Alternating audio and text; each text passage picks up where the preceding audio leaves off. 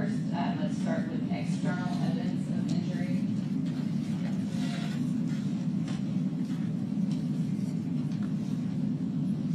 Yes. And Your Honor, this is part of the autopsy that's been admitted. I'm asking permission to publish that diagram so the jury can follow along. And if I could also pass Dr. Ross a laser pointer in case it may be useful.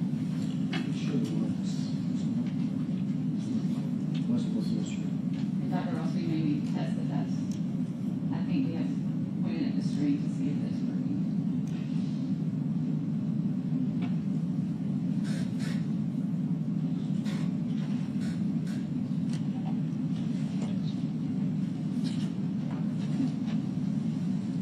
Dr. Ross, if I may have that, it may be. Thank you.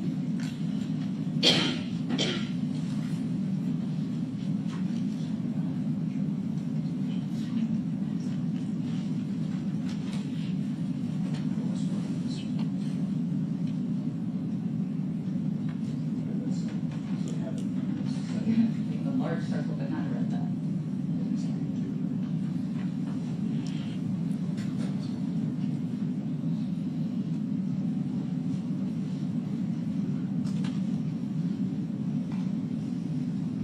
Well, Dr. Ross may have to do it without a laser pointer.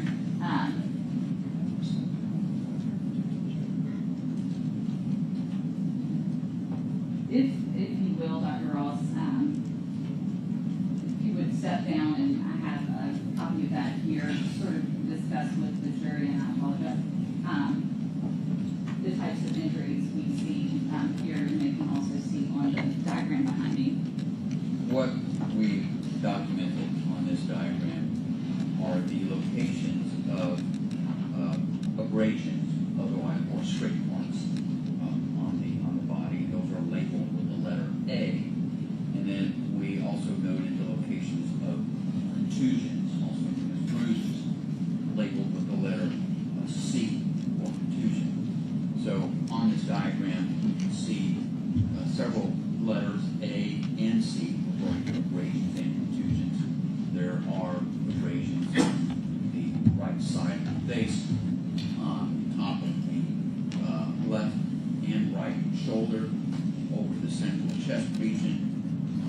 There are also abrasions on the knees and on the fingers of the left hand, and there are, right hand, and then there are also on the elbows. And then there are areas of bruising on the right upper arm, the right forearm, the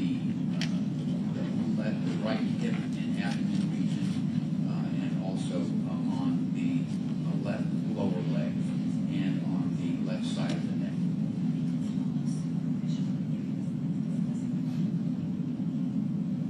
And those injuries you just discussed, would these be more what we may refer to as superficial injuries, as you mentioned, bruising, but then the abrasions are just sort of scraping type injuries? This is what we see on the surface of the skin, and some of it remains a little bit more superficial and limited to the skin. Some of it is continuous with deeper injuries of the body. And is that something you can then learn more about as you do your internal examination? Correct. If you'll resume your seat on the witness stand, I'm going to pass you, Dr. Ross, some photographs of those injuries we just discussed.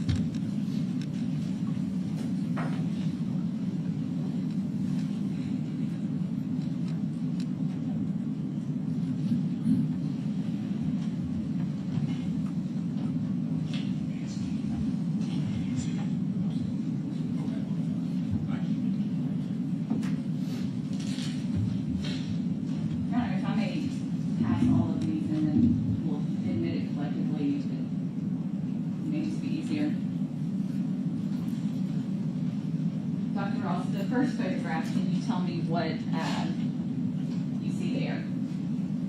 This is a photograph of the right side of the face, showing an area of scrape mark and a little bit of bruising on the right temple region of the face. Thank you. Can you describe the next photograph? The next showing the lips have been lifted up so that we can see that there is a broken tooth. The right medial or middle incisor has been broken. The next photograph shows an abrasion on the left elbow. The next photograph shows abrasions on the right knee. The next photograph also shows abrasions to the right knee, just a little bit more, not as close up as the previous photograph. The next photograph shows an abrasion on the left knee. And the next photograph shows abrasions on the some of the knuckles of the right hand. And the next photograph shows abrasions on the top of the right shoulder. And the next photograph shows an abrasion on the left shoulder. And the photographs that you just looked at, are those photographs consistent with the injuries you just discussed in the diagram?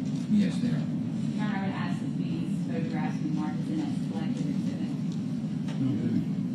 No, I only asked not the non-sequential numbers.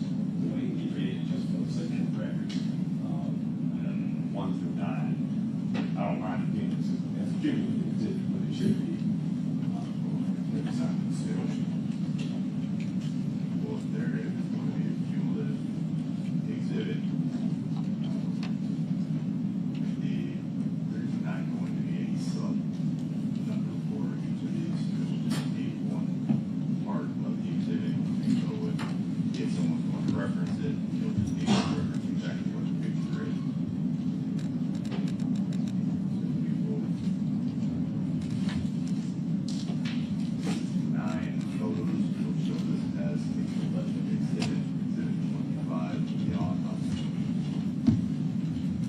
Thank you, Judge.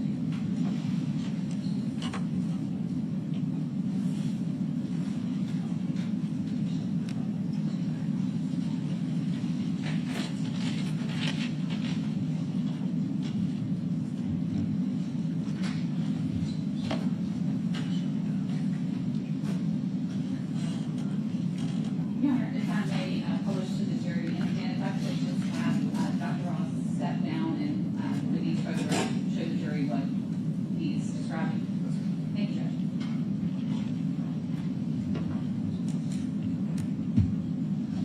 This is a photograph of the right side of the face. You can see the eye is over here, and the ear right around here. And then right here next to the right eye on the right temple, there's this sort of darker area here, and then you see kind of a reddish, pinkish area down there. That represents an abrasion or a scrape mark on the right temple region. Some of it is just darker because it's healing or beginning to heal and scab over in some areas. There may be some associated bleeding underneath those tissues as well.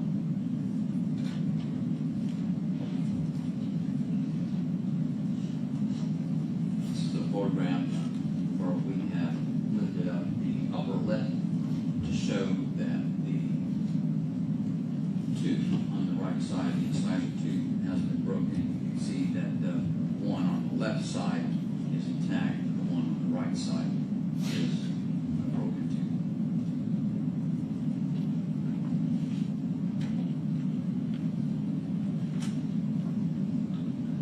It's a photograph showing the left elbow. Right, and there is an abrasion or a scrape mark on the left elbow, that reddish, pinkish lesion is a scrape mark.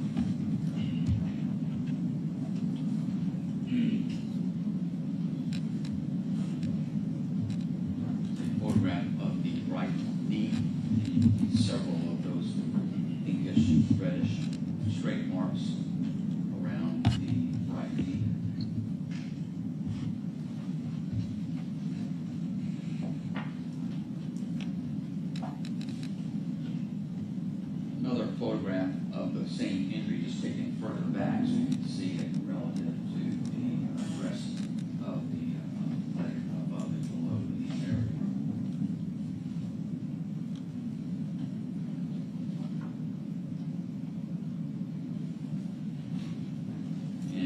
one, you can see another abrasion, that pinkish area on the left knee.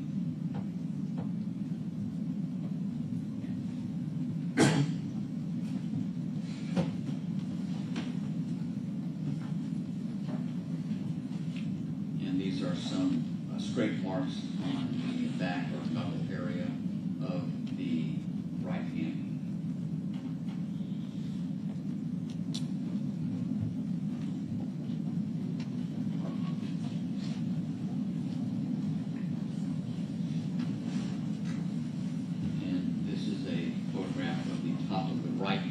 Shoulder, showing those kind of reddish brownish areas are additional abrasions, scrape marks on top of the right shoulder.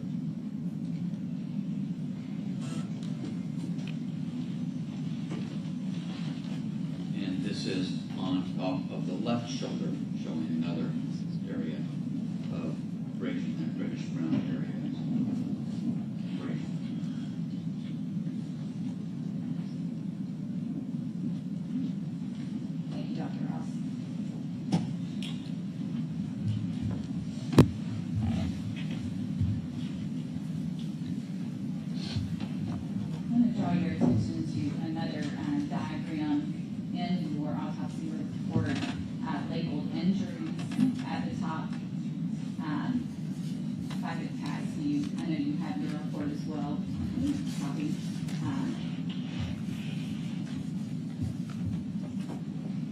As opposed to one that we just discussed, does this one have more detail about injuries?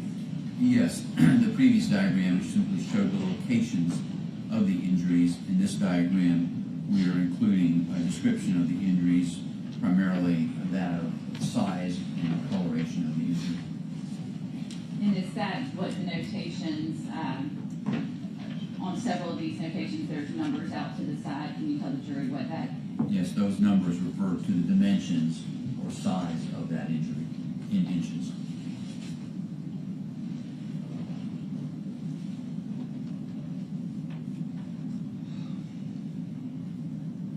I want to ask you about one thing in the autopsy report. It says that it says that Mr. Nichols was 73 inches tall and weighed 209 pounds. Correct. If the information was that Mr. Nichols weighed much less prior to this incident, is there any explanation for, upon your contact with Mr. Nichols, why he would weigh that amount? Because of the amount of fluids administered to him medically during his hospitalization. The hospitalization records in most hospitalized cases, they keep a fairly accurate recording of the amount of fluids given to the body, primarily as fluids ingested, dietary fluids, but also includes intravenous fluids, IV fluids, blood products. And in this case with Mr. Nichols, basically all primarily intravascular fluids. I believe some blood products are also administered, but primarily intravenous fluids of some variety. And then they also measure output. And in this case, it's primarily urine, the amount of urine that occurred. And during his stay in the hospital, as I recall, the records showed that he had received approximately 25.5 liters of fluid, but had only put out about 4 liters of fluid. So he's got an excess of 20.5 liters of fluid in his body. So that's how much more fluid is retained by his body that was not excreted by the body. And that amount comes out to about 5.7 gallons, if I remember right. And in terms of weight, that amount of, if that is 5.7 gallons of water, is about 40 pounds. So it can explain why he has so much additional weight, because of all the fluid that he was administered but retained. And the reason he retained all that fluid is because he had a very low urine output during his hospitalization. Thank you for that explanation. We discussed some of his external injuries Dr. Ross, I'm going to move now to the internal examination. I want to focus primarily on what your findings were regarding the examination of the head and neck area. Yes. What the internal examination of the head and neck showed was that there were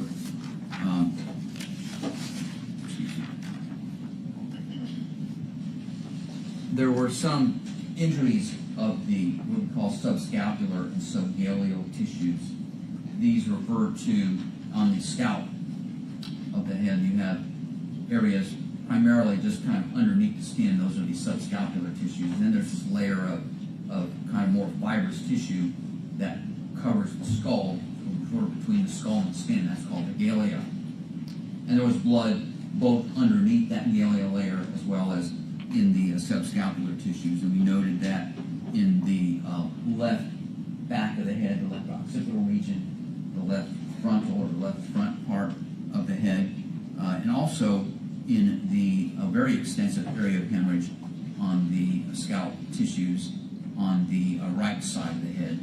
In addition to that, there was a muscle on each side of the head called the temporal muscle, and there was a hemorrhage within that muscle on the right side of the head. We then proceeded with the internal examination of the head, and looking at the brain, saw that there were areas of some contusion or bruising on the brain surfaces towards the front, sort of the left side, what we call the left temporal cortex, and then when we did examinations by making sections in the brain, we could see that there were injuries and hemorrhages inside the brain tissue, the most significant of which was a large area of tearing of the brain tissue on the left side of the brain that extended from near the surface of the brain on the outer left side and towards the front, and extending into the deeper structures of the brain on the left side, and a lot of hemorrhage associated with this actual tearing of the tissue. We also noted a smaller area of tearing on the right outer part of the brain as well, also with hemorrhage in that lesion.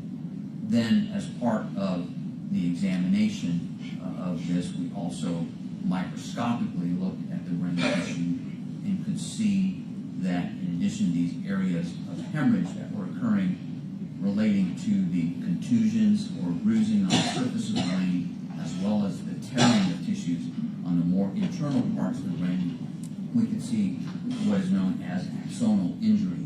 The axons are parts of the brain cells. The brain cells themselves or nerve cells are composed of a body of the cell, the main part of the cell being located in the brain, but then there are axons, which are these long processes that extend from the main part of the cell of a nerve and connect with other cells, other nerves, and down even into the spinal cord.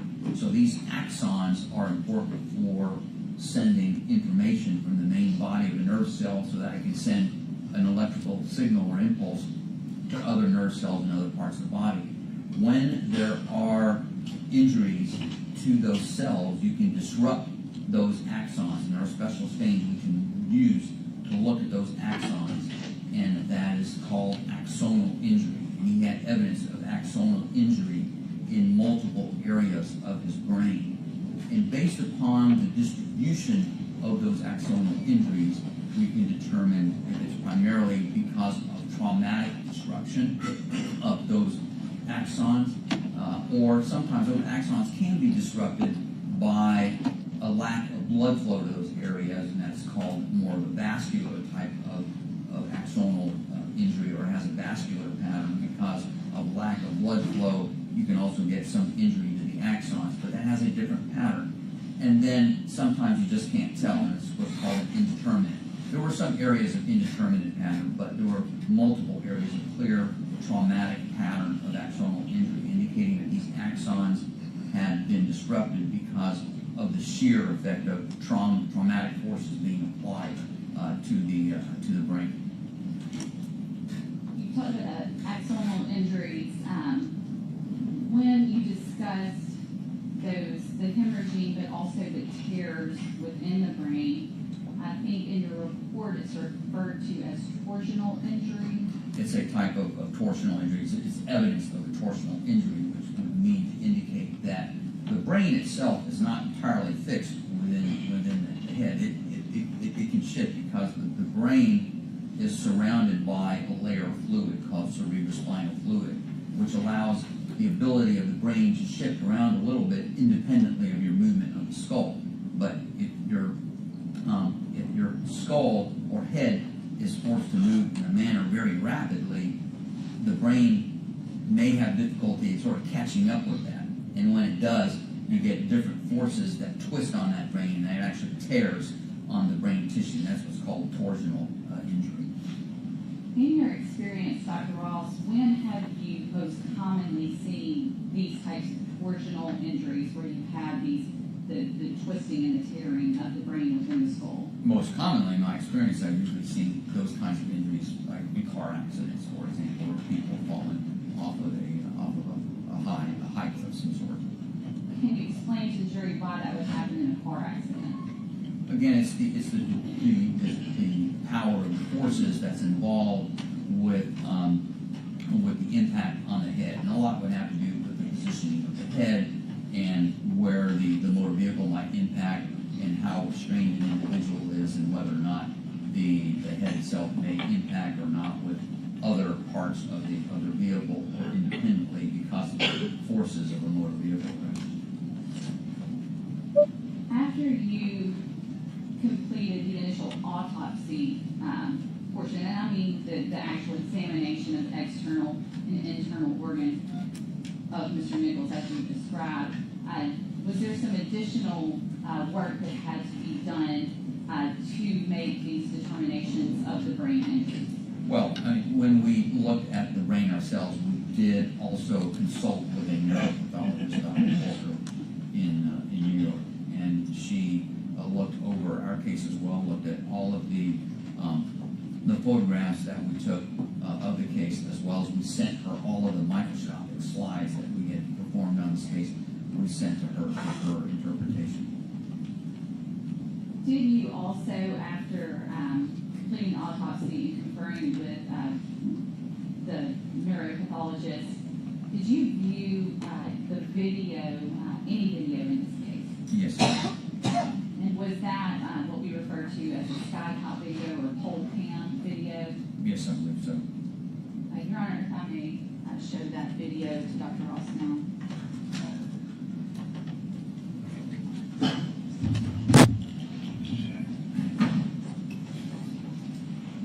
Dr. Ross, it takes a minute for the camera to get here, but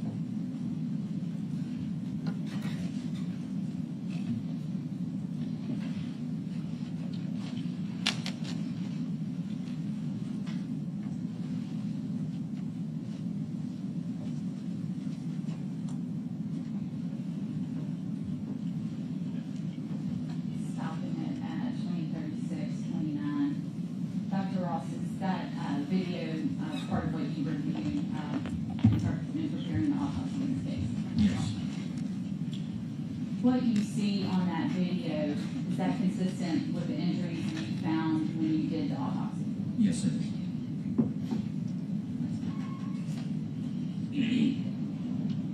I want to talk a little bit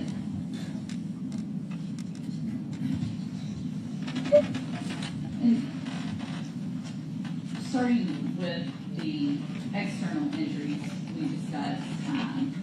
You explained to the jury, you've seen some photographs, what you see on that video. Tell the jury what you saw on that video that's consistent with those injuries. Primarily, all of the in blows that he received or from the other individuals. He received blows to the back, into the arms that would account for some of the bruising, as well as the areas of hemorrhaging that we saw deep in the muscular tissue during the autopsy. And then the impacts to the head, and both some kicking and fist punching of the head that caused direct impacting to the brain, which would lead to bruising of the brain surfaces, as well as some of those blows did result in sort of these twisting maneuvers of the head that would have resulted in the torsional injuries that we saw within the brain.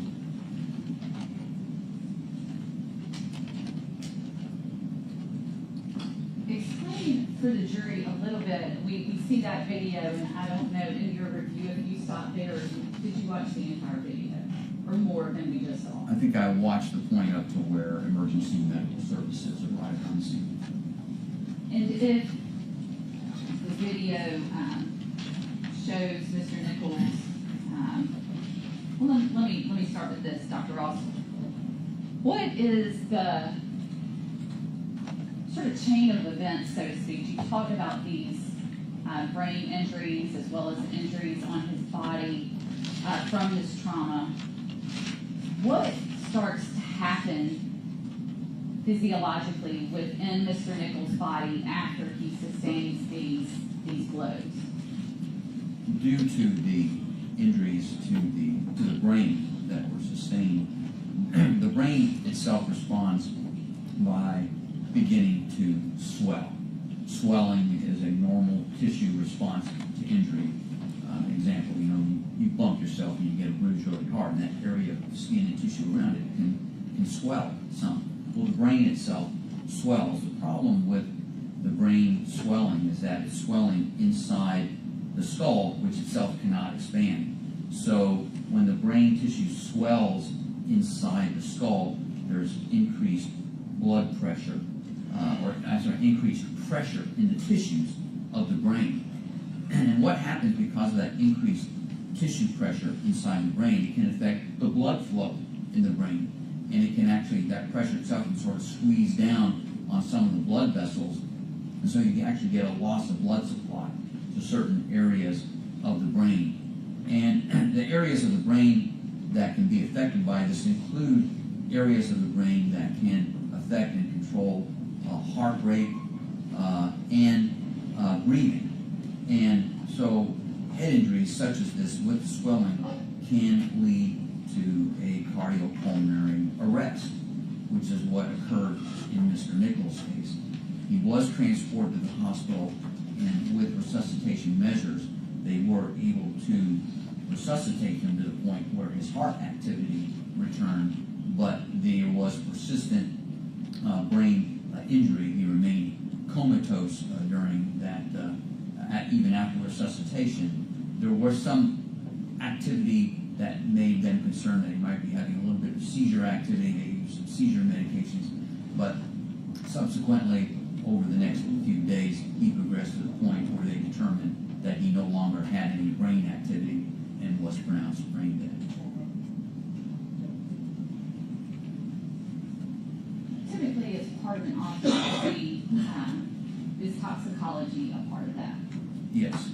And in this case, are there toxicology reports for Mr. Nichols? Yes, there are. Are there more than one? Yes, there is. When and what is used to perform those tests? We collect samples of fluids, primarily urine if it's available, blood, even a vitreous fluid, which is a type of fluid from the eye, and we will send those to an outside laboratory for analysis. In addition, in a case such as this, or anybody who's been in the hospital, we try to also collect some samples near or around the time of hospital admission, also for testing if needed. And I should have started with this, Dr. Ross. When we say toxicology, tell the jury what that means. Toxicology testing involves the laboratory testing blood, fluid, and tissue samples for the presence of drugs, poisons, and other substances in the body. What, if any, substances did Mr. Nichols test positive for? The toxicology results revealed that there was ethanol that was detected, alcohol, also caffeine, nicotine, naloxone, also known as Narcan, which had been administered by EMS, lorazepam, which is a benzodiazepine Valium type drug, and levetiracetam, which is an anti-seizure drug. Both of those drugs were administered in the hospital because of concerns about possible seizure activity as a result of the brain injury. The testing also revealed the presence of cannabinoids or marijuana products, to include delta-9 carboxy THC, which is a breakdown product, and also delta-9 THC, which is the active ingredient of marijuana. Thank you, Dr. Ross. I want to go now to what were specifically, we've talked about a lot of these, but per the autopsy report, what specifically were the pathological diagnoses in this case for Mr. Nichols? The pathological diagnoses included blunt force injuries of the head and neck, which in that category included multiple cortical contusions, that is, contusions or bruising on the surface of the brain, as well as rotational or torsional injury of the brain manifested by the hemorrhagic tears and the axonal injury of the brain. Also cerebral edema or swelling of the brain, and acute hypoxic ischemic changes of the brain, meaning the lack of oxygenation of certain areas of the brain due to swelling of the brain. That's what hypoxic ischemic refers to.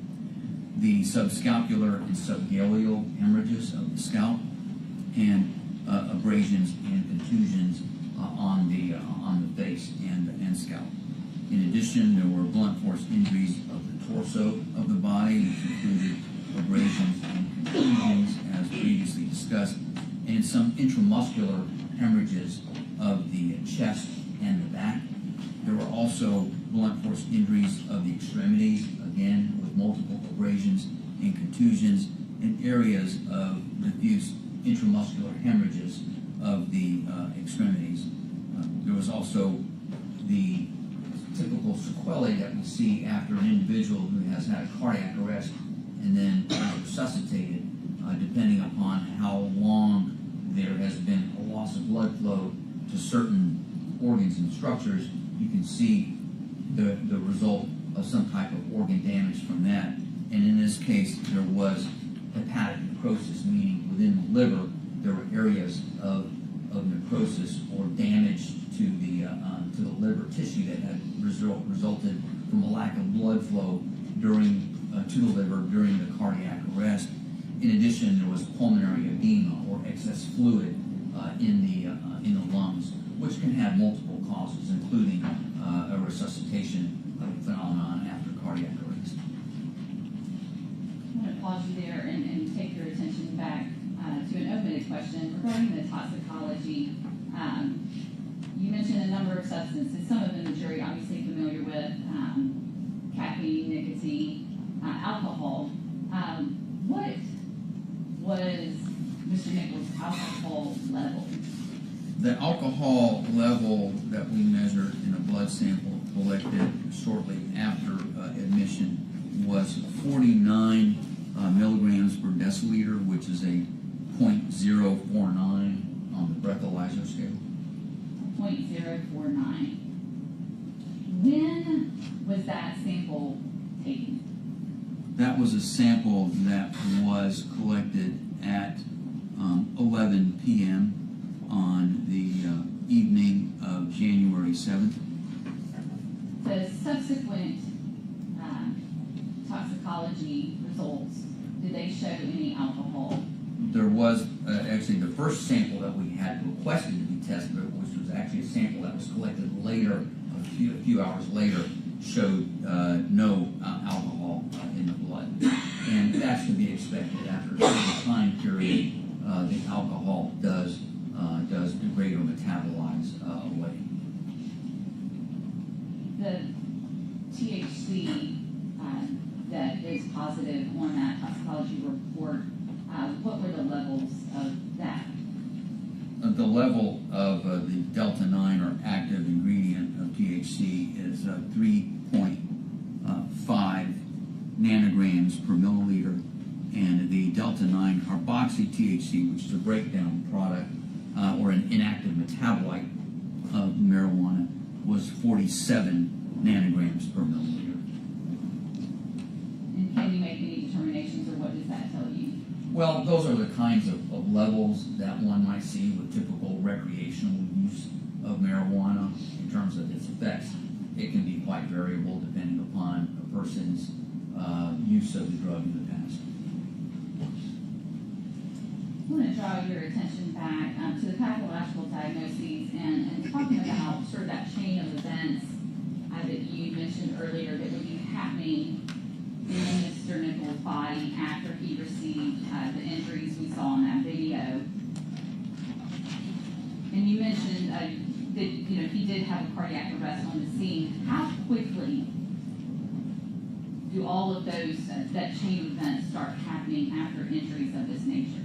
Well, with the injury to the brain, it can be quite variable from individual to individual depending upon the degree of initial injury to the brain, excuse me, and how much that can affect the areas that particularly may have some impact on respiration or breathing and cardiac activity.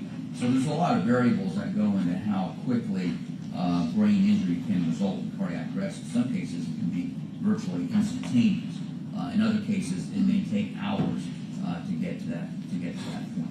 Once the cardiac arrest occurs and there's a lack of blood flow, then that further injures other areas almost immediately, such as in his case, it's a superimposed already on pre-existing injury of the brain, as well as impacting the liver and particularly the kidneys in this case as well. It's one of the reasons why he had such a low urine output during his hospitalization, is because of what's called acute renal failure, or kidneys were shutting down because they had been injured as a result of lack of blood flow during the time of the cardiac arrest. And so because we do know that he went into cardiac arrest on the scene, we do sort of have a timeline for what happened to Mr. Nichols. And then, as you mentioned, the next thing that starts to happen within the body is organ failure. Is that fair to say? Correct. What effect, if any, you described how those brain injuries begin to cause that chain of events. What effect, if any, do these other injuries, the blunt force injuries on the torso, the blunt force injuries on his extremities, what impact, if any, do those injuries have on what's going on? Well, there are two impacts. Number one, there's hemorrhage into those tissues, so it's basically an effective loss of blood volume from what would normally be circulating and providing adequate oxygenation to his other tissues. In addition to that, when there's injury to muscular tissues, you get breakdown of that muscle tissue. It's called rhabdomyolysis, which releases a number of factors from the muscular tissues into the bloodstream. And those eventually get filtered out by the kidney, and that can be another factor that also contributes to kidney shutdown or renal failure when these substances that are kind of leaked out of the muscular tissues get into the kidney. Dr. Ross, based on your findings in this autopsy report, ultimately, what was the cause of death? The cause of death was certified as blunt force injuries of the head. What was the manner of death? The manner of death was certified as a homicide. One moment, please, Your Honor. Yes, ma'am. I'll pass the witness. Ladies and gentlemen of the jury, we're going to take a brief recess at this time, allow you all to step out, and then we'll proceed with the cross-examination of Dr. Ross. We'll go ahead and excuse the jury.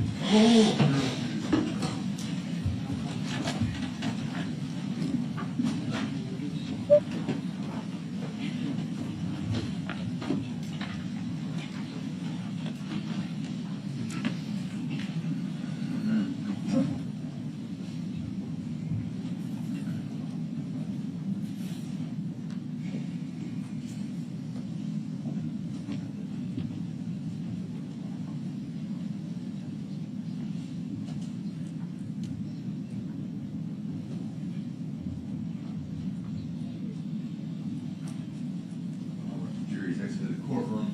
We're going to stand at recess 15 minutes. If y'all can be back at 11:05.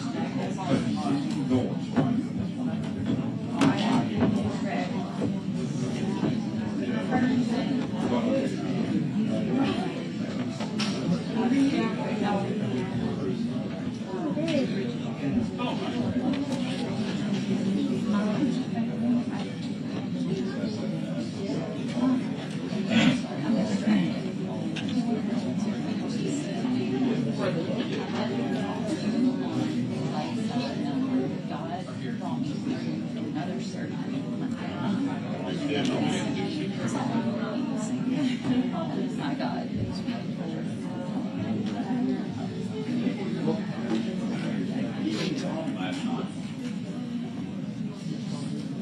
Yeah.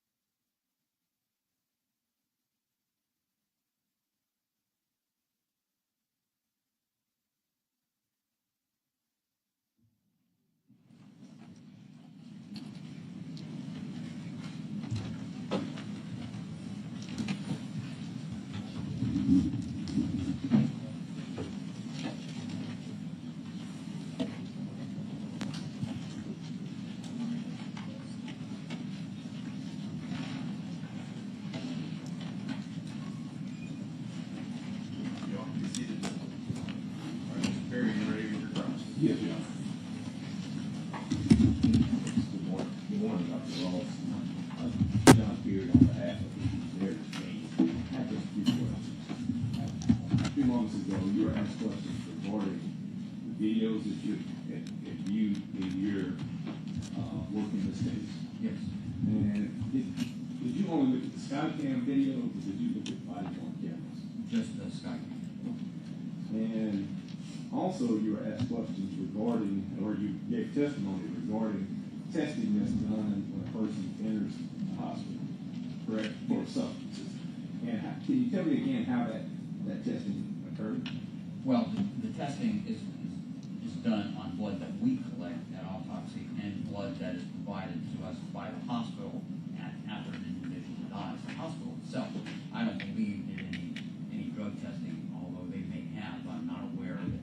But the testing that we did, we collect those samples and we send them to a laboratory in Pennsylvania called National Medical Services, and they're the ones who actually do the testing. The testing that you all performed, did you test for a substance called psilocybin? Yes, that's included in the panel of drugs that we asked them to test for. And that was tested based off of the sample that you received? Both samples we collected at autopsy as well as samples that we received from the hospital. And what was the earliest sample time that you would have received? The sample of blood that we received a blood sample at, that was labeled as being 9:37 on January 7th, 9:37 p.m. that is. Another blood sample labeled at 11:02 p.m. also on January 7th. A urine sample from 11:02 on January 7th. And another blood sample from 2 o'clock in the morning on January 8th. Those were the samples that we received from the hospital. And can you tell the jury which of those samples was tested for psilocybin? The sample that was tested we tested two samples. We tested the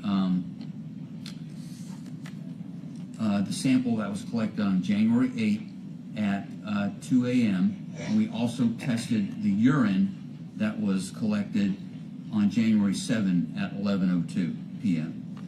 And based off of your knowledge, psilocybin is a faster dissipating sample, in other words, than THC, correct? It might be. I honestly don't know the answer to that question, but even if it's cleared more rapidly from the blood, it should have been present in the urine. And the urine would have been 3 hours later. The urine was 3 hours after. collected, but that's urine that's from blood that has been circulating through the body for the previous several hours, most likely. No further questions.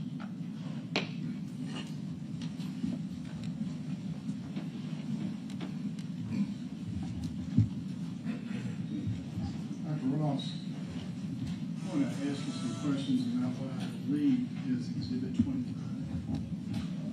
Yes, Exhibit 25.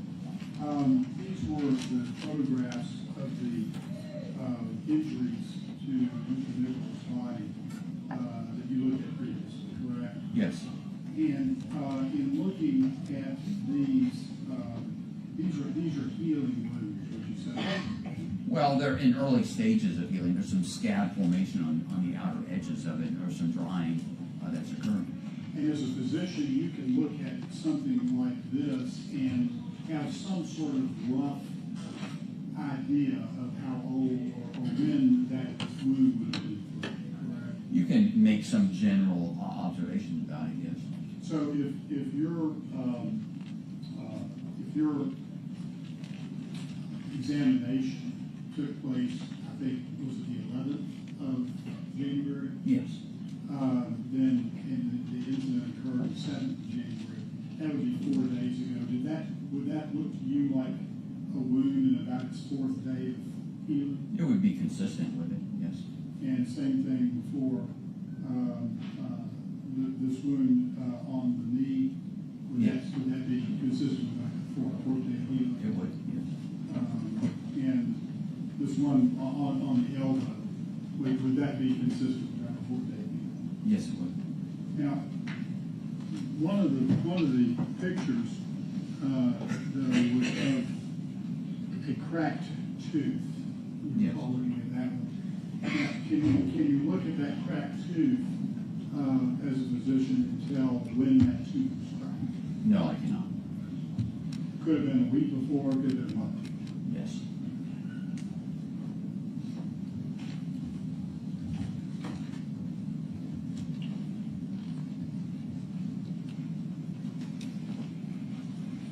Now, my guess is, if I ask you what the cause of death was in this case, your answer would be homicide, correct? That's the manner of death. That's the manner of death. So the cause of death would have been the mechanics that caused the death to come about. Yes. Would that be a fairly accurate way of saying Yes, the cause of death is the physiologic process or the disease process of the body that leads to the death itself. Yes. And so the first step in the cause of death in Mr. Nichols' case was the trauma to his head, correct? Correct.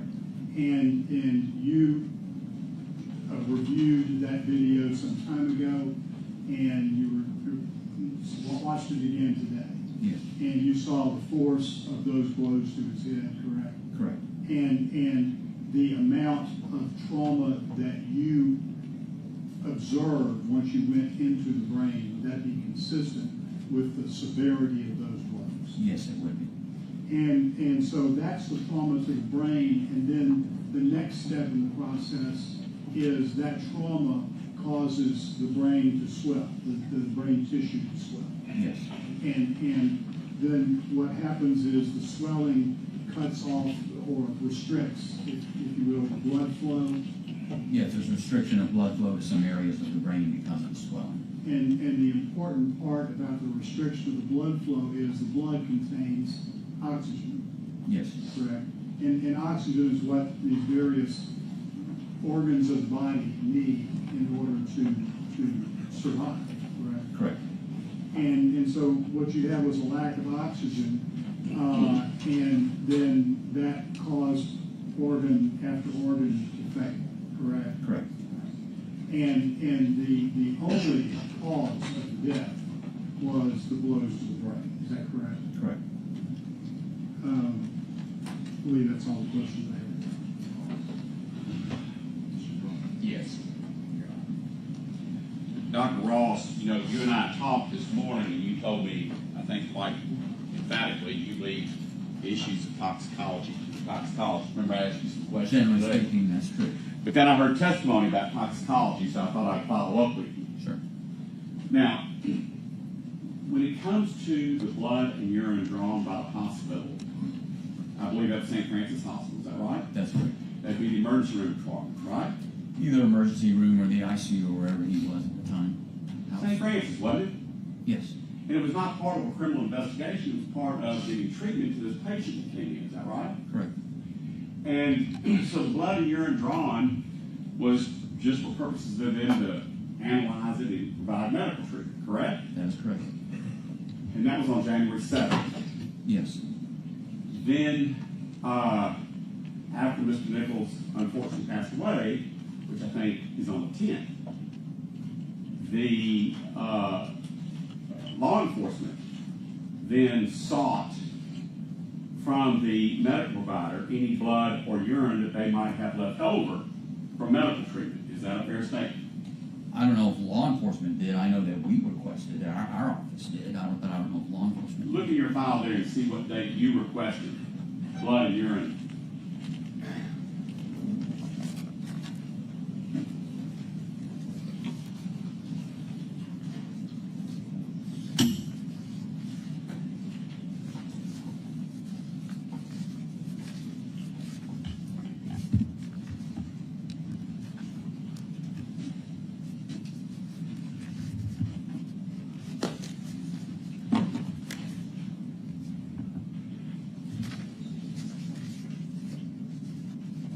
It doesn't appear to be documented in the records that I have as to when we requested that. What does that tell us? That's not in the records that I have here, but there's probably other documentation either in the file or in email records that or even a phone call that we may have made to the hospital requesting those samples. Is it important in your field of pathology that if you're going to have analyzed blood or urine, that blood and urine sample be, for lack of a better word, fresh. One is it's refrigerated. Well, I don't split hairs. It has to be preserved, is that right? Yes, Just like my loaf of bread needs to be preserved, right? correct. Because what happens if it's not preserved? It can begin to break down. And degrade. Yes, And the analysis of it, or the levels of different things in there, would dissipate, is that right? depends on the drugs that are being tested for. And in this case, you have nothing that you're prepared to come and testify in court today, whether or not the hospital preserved that blood or urine, do you? I don't know the conditions under which the hospital stored those samples, that is correct. And if they're not law enforcement, they would not be preserving it for you, they're trying to treat the patient, right? They are trying to treat the patient, correct. Then, on January 11th, I believe the record will reflect, the TBI inventoried Mr. Nichols' car. You don't know about that, but that's already been in the record. We can assume that you did not test blood and urine for what Mr. Perry asked you about, psilocybin. We didn't specifically request that, but what we requested was called an expanded panel. And the expanded panel that the laboratory runs includes psilocybin. And now you get to the point I was going to ask. The expanded panel wasn't asked for by your office. The expanded panel that would search for psilocybin was not asked for until after the inventory of the Tyre Nichols car, which occurred on January 11th. Your Honor, may we approach?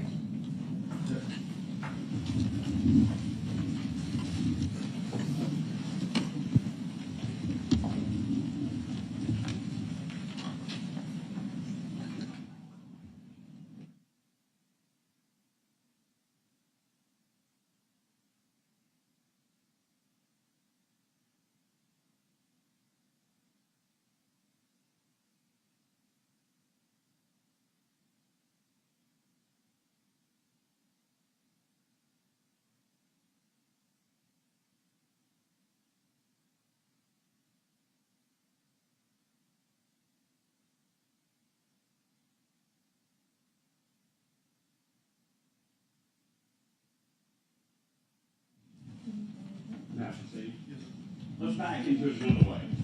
When did you open your file at the West Tennessee Forensic Pathology, whatever it is you're in charge of? When was that file? The file was created when the case was reported to us by the hospital. But the autopsy was not performed till when? The following day, Okay. The whole autopsy was performed the following day. on the 11th. Okay.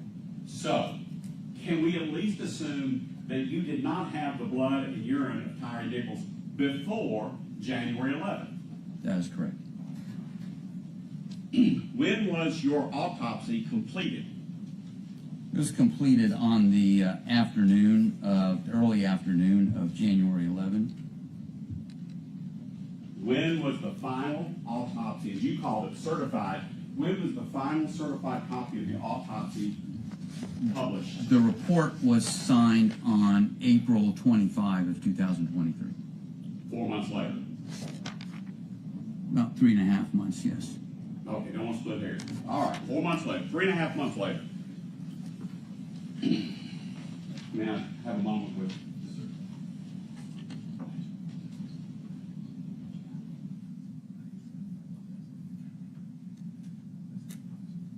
I don't have anything further, John. All right, redirect. Briefly, Your Honor.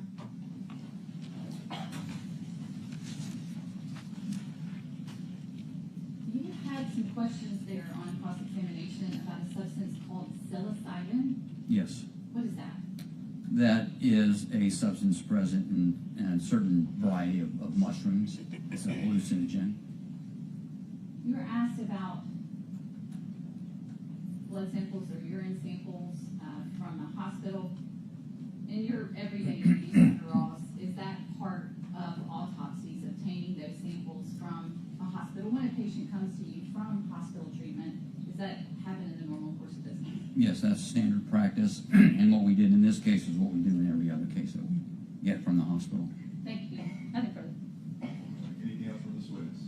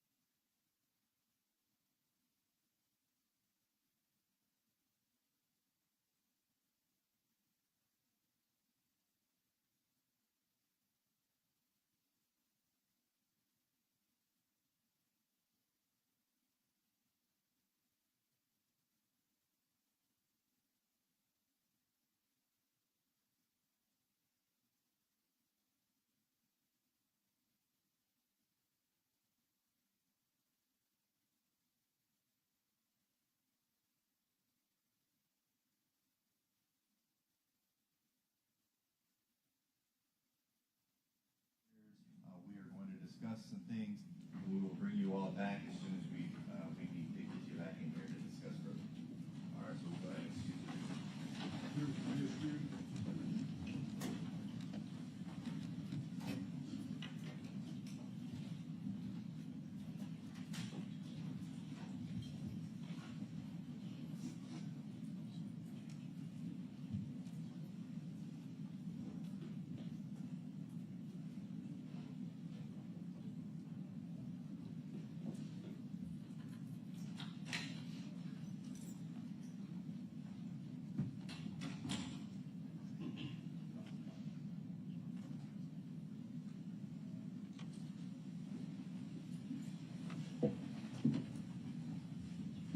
The state, having rested their case, is there any motion? So we need to address first.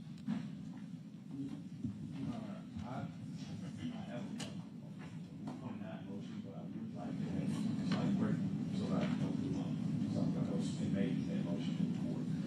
I wasn't expecting. No problem. So we will go ahead with the state not having rested their case. We will go ahead and take a recess to allow the attorneys to contact their witnesses and see where we are scheduling for defense group.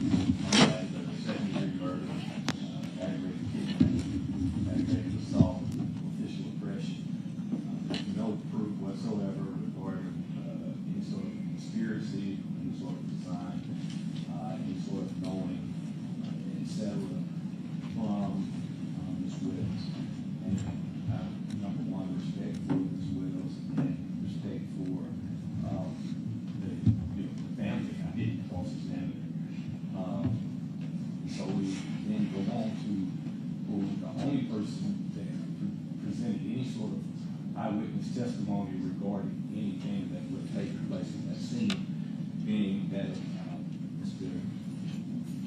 Mills. Desmond Mills testified that, and I want to be extremely careful because in addition to asking him questions in cross-examination regarding his prior testimony and inconsistencies, etc., I tried to have questions narrowly tailored specifically to the accusation and to trace the statutes regarding the ones and knowing of it. I asked him specifically whether or not, based off of the information he had, if Tadarrius Bean, prior to going to that scene, had any knowledge whatsoever about Mr. Nichols or knew anything about him being anything other than a suspect. He was a passenger in the vehicle driven by Mr. Mills, and when he sees the suspect, he then gets out and does what he is sworn to do.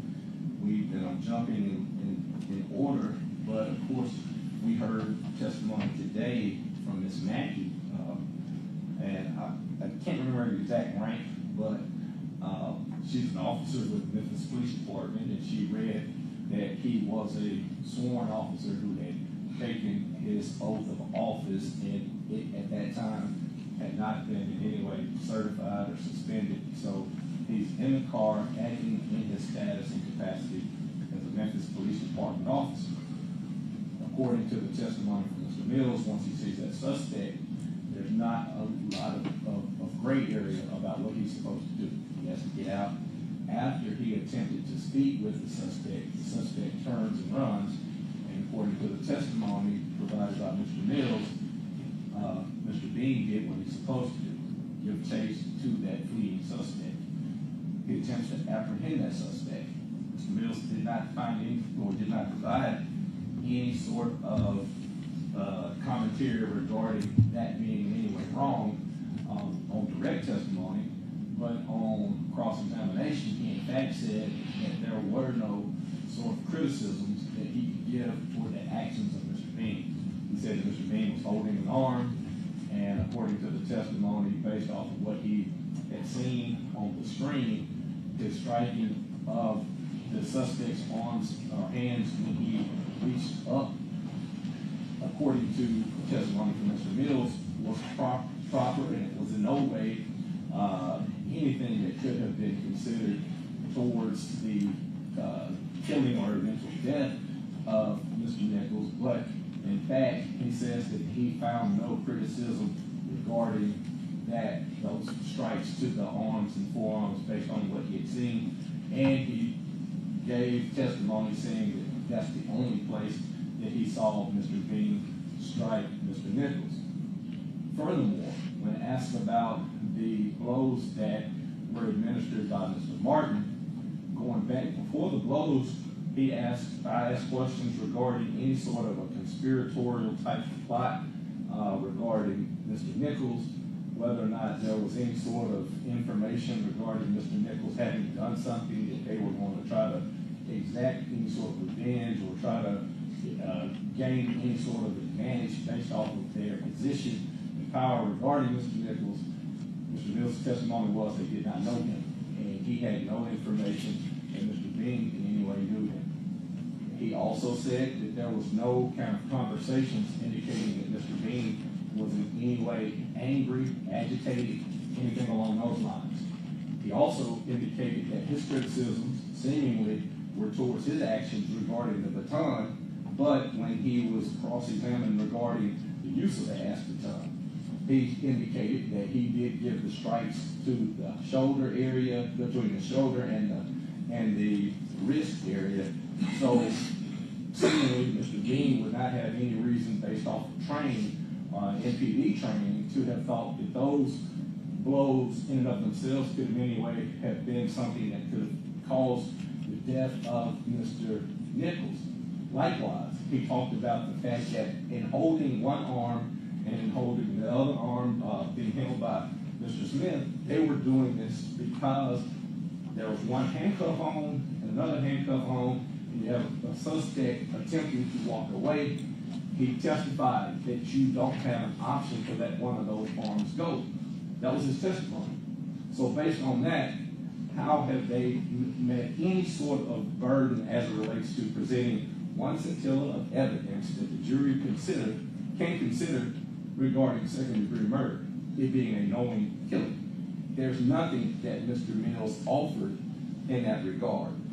Likewise, if you go to the next, just looking at the elements, aggravated assault, there was no testimony that Mr. Bean's actions in any way were taken to, or in any way went towards attempting to cause injury to Mr. Nichols. To the contrary, the testimony was that once the actual handcuffs went on, number one, everything stopped. The videos show that once the handcuffs were definitively on, that everybody seemingly scattered like insect when the lights come on. They got away from the body of Mr. Nichols. But after, and I counted approximately 40 seconds or so, Mr. Smith, who had some medical training, says, hey, let's set him up. Who helped him set him up? Mr. Bean, so that he could get air. And he sat in that position. Nobody did anything to aggravate or agitate Mr. Nichols at that point that he's sitting up. Now, I know that it was characterized, at least in an opening statement, as dragging him, but consider this, Your Honor, they had, and I think the testimony was clear, Mr. Bean had run from approximately 80 yards with his 40 pounds worth of equipment to try to apprehend this suspect, and had been engaged in the wrestling with him while having himself been contaminated with pepper spray. And during that time, even Mr. Mills' testimony was he was getting his own air together and things like that. So at a time that he was exhausted, his eyes are blinded, he's agitated, he thought to at least help Mr. Nichols sit against the car. That is not a person that's trying to cause injury or in any way do anything illegal or improper to Mr. Nichols. As it relates to aggravated kidnapping, once again, you're apprehending a suspect that has, the call-out said, been engaged in being pepper sprayed, tased, and overcoming 3 officers. That tells these trained officers that this individual has, at least at that point in time, engaged in activity that is potentially felonious. Now, we'll come to learn eventually that it was, but we know that if you're engaging in that type of activity where you overcome these officers and you have that call out, Mr. Bean does not have the luxury, in retrospect, to say, hey, we don't need to try to apprehend the suspect. There's no way that he would know that this man would not in any way give his hands up for the period of time that he did. That said, Your Honor, in the light most favorable to the state, what have they presented? Now, you have also the testimony of Mr. Ross. Mr. Ross is, Dr. Ross, I apologize.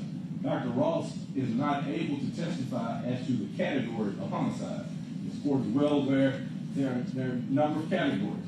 He doesn't say whether or not it's justified homicide, whether or not it's manslaughter. All he can say is based off of the testimony, based off of what he witnessed, it seems that there was torsional injury that would have been related directly to the blows administered by Emmitt Martin. Emmitt Martin's not here. There's no testimony that Emmitt Martin in any way directed anybody towards actions or actions towards Mr. Nichols. There's been no testimony regarding anything that was apprehended as far as communications. They could have presented information if they had it, saying that there was somehow some plot or something together via text messages or via communications that we are going to pull over a random suspect and torment them. There's nothing along those lines at all. There's absolutely no testimony from anybody that they knew the mental condition of Mr. Martin, that Mr. Bean would have known the mental condition of Mr. Martin whatsoever. He testified that until the last trial, I think this is from Mr. Mills, we didn't know that he was, his mental conditions or what have you, and any kind of pre-existing conditions that would have put our lives as well as the public's lives in danger related to Mr. Martin. That was not conveyed, and there's been no proof at all that it would have, should have, or in any way could have been conveyed to Tadarrius Bean. So based on that, Your Honor, looking at the light absolutely most favorable, this is a common law murder case. And as a common law murder case, a common law aggravated kidnapping case, a common law aggravated assault case, there's been no testimony that should take this case out of the purview of this court and put it in the purview of the jury. And that's I know that it is a rare occurrence. I know that it is a burden that they have to, at this point, it is not beyond reasonable doubt or what have you, but there's not a scintilla of evidence that they should be able to consider as a jury that will in any way say that this man should be able to be considered guilty or not guilty at this time of any of these elements. Second. Thank you, Your Honor. On behalf of Demetrius Haley, pursuant to Rule 29, we move for acquittal of all of the charges because the state has failed to prove the charges and no reasonable, rational juror could find Demetrius Haley guilty of these 7 charges beyond a reasonable doubt. What I'd like to do, computer if on second, is to the extent Mr. Perry's recitation of the testimony apply to all 3 defendants, I'd like to adopt that rather than repeat it. But I'd like to focus first on the second-degree murder charge and the knowingly killed element, which there's simply, there's no proof of that. No juror could convict, find beyond a reasonable doubt that Demetrius Haley knowingly killed Tyre Nichols. The proof on this essentially comes from 2 people. It comes from Dr. Ross today, who made very clear that the cause of death is the trauma to the head of Tyre Nichols, and he focused on Mr. Martin's initial kicks and Mr. Martin's punches to the head. There's also video evidence demonstrating those traumatic blows. Yesterday, Desmond Mills testified, and his testimony on this issue, he's an eyewitness, he was a participant in this altercation, and he was there interacting at Castlegate and Bear Creek with Mr. Nichols much longer than Demetrius Haley. Mr. Mills made clear that that Martin's initial kicks, to quote Mr. Hagerman again, the soccer-style kick to the head and the second follow-up occurred before Demetrius Haley got to Ross and Castlegate. And all of Martin's punches to his head occurred before Demetrius Haley got to Castlegate and Bear Creek. And today, Dr. Ross is clear, as the medical examiner, that was the trauma that caused Tyre Nichols' death.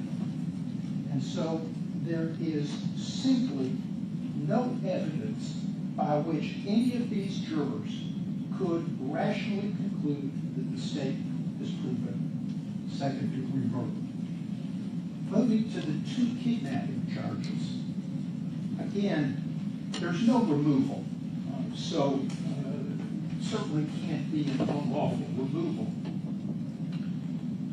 The state has to be pursuing these charges based upon confinement, and there is absolutely no evidence of an unlawful confinement.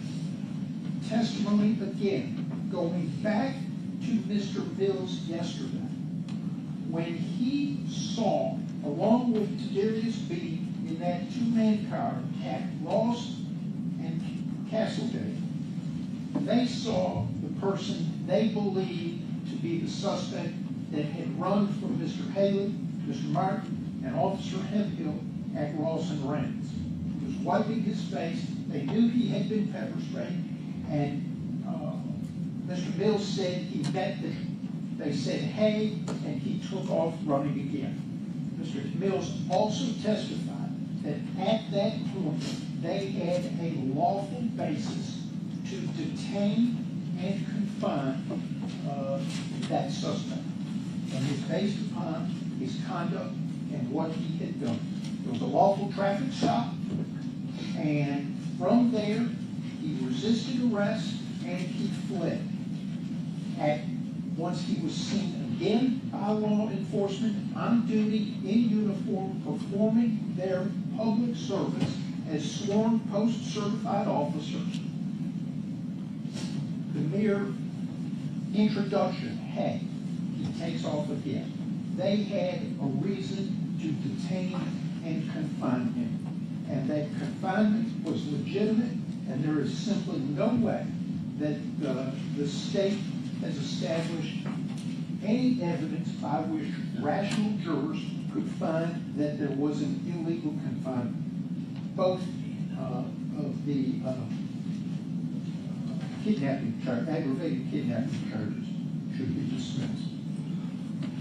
Moving on to the oppression and misconduct charges, I want to start by noting what the state said in its bill of particulars. It said these defendants neglected their duty to provide helpful information to medical and emergency personnel and harmed Tyre Nichols. Well, Judge, in order to provide helpful information, you have to have the information. And again, not only the video evidence, but the testimony of Mr. Mills makes clear that Emmitt Martin's blows, Desmond Mills' use of pepper spray, Desmond Mills' use of a baton, the ass baton, at Castlegate and Bear Creek, all occurred before Demetrius Haley arrived. That testimony is substantiated by the videos that the state has put into evidence. Element of the oppression is that the public servant knew that the conduct was unlawful. We're here in this courtroom 2 years later with 20/20 hindsight, watching a lot of video and putting it together. When Demetrius Haley arrived at Castlegate and Bear Creek and saw that Mr. Nichols was not detained at that point, he used a hard hands technique trained at the academy, authorized and within MPD policy and procedure. Hit him one time, single leg struck in the upper arm, a muscle area. It was proper. It did not cause any trauma to the head, and Mr. Haley had absolutely no knowledge of what had occurred at Castlegate and Bear Creek prior to his arrival, except, and again, there's the radio transmissions that where Officer Smith said the suspect is fighting and we need more cars. And until Demetrius Haley got there, he did not know what had occurred. There was absolutely no description, and unlike everybody in this courtroom, he's not there watching video or any live transmission or anything. He couldn't know that there was anything going on other than officers needing help detaining a person that had been resisted arrest when he and Hemphill and Martin tried to detain him for traffic violations at Ross and Rains. The suspect got away from all three of them, did not seem to be impacted by pepper spray or a taser. Also, as the video shows, within roughly 1 minute, it's right at 1 minute After Mr. Haley uses that trained, hard-handed technique, the single leg strike, he's on the radio to dispatch, fulfilling his training and duty to get medical help.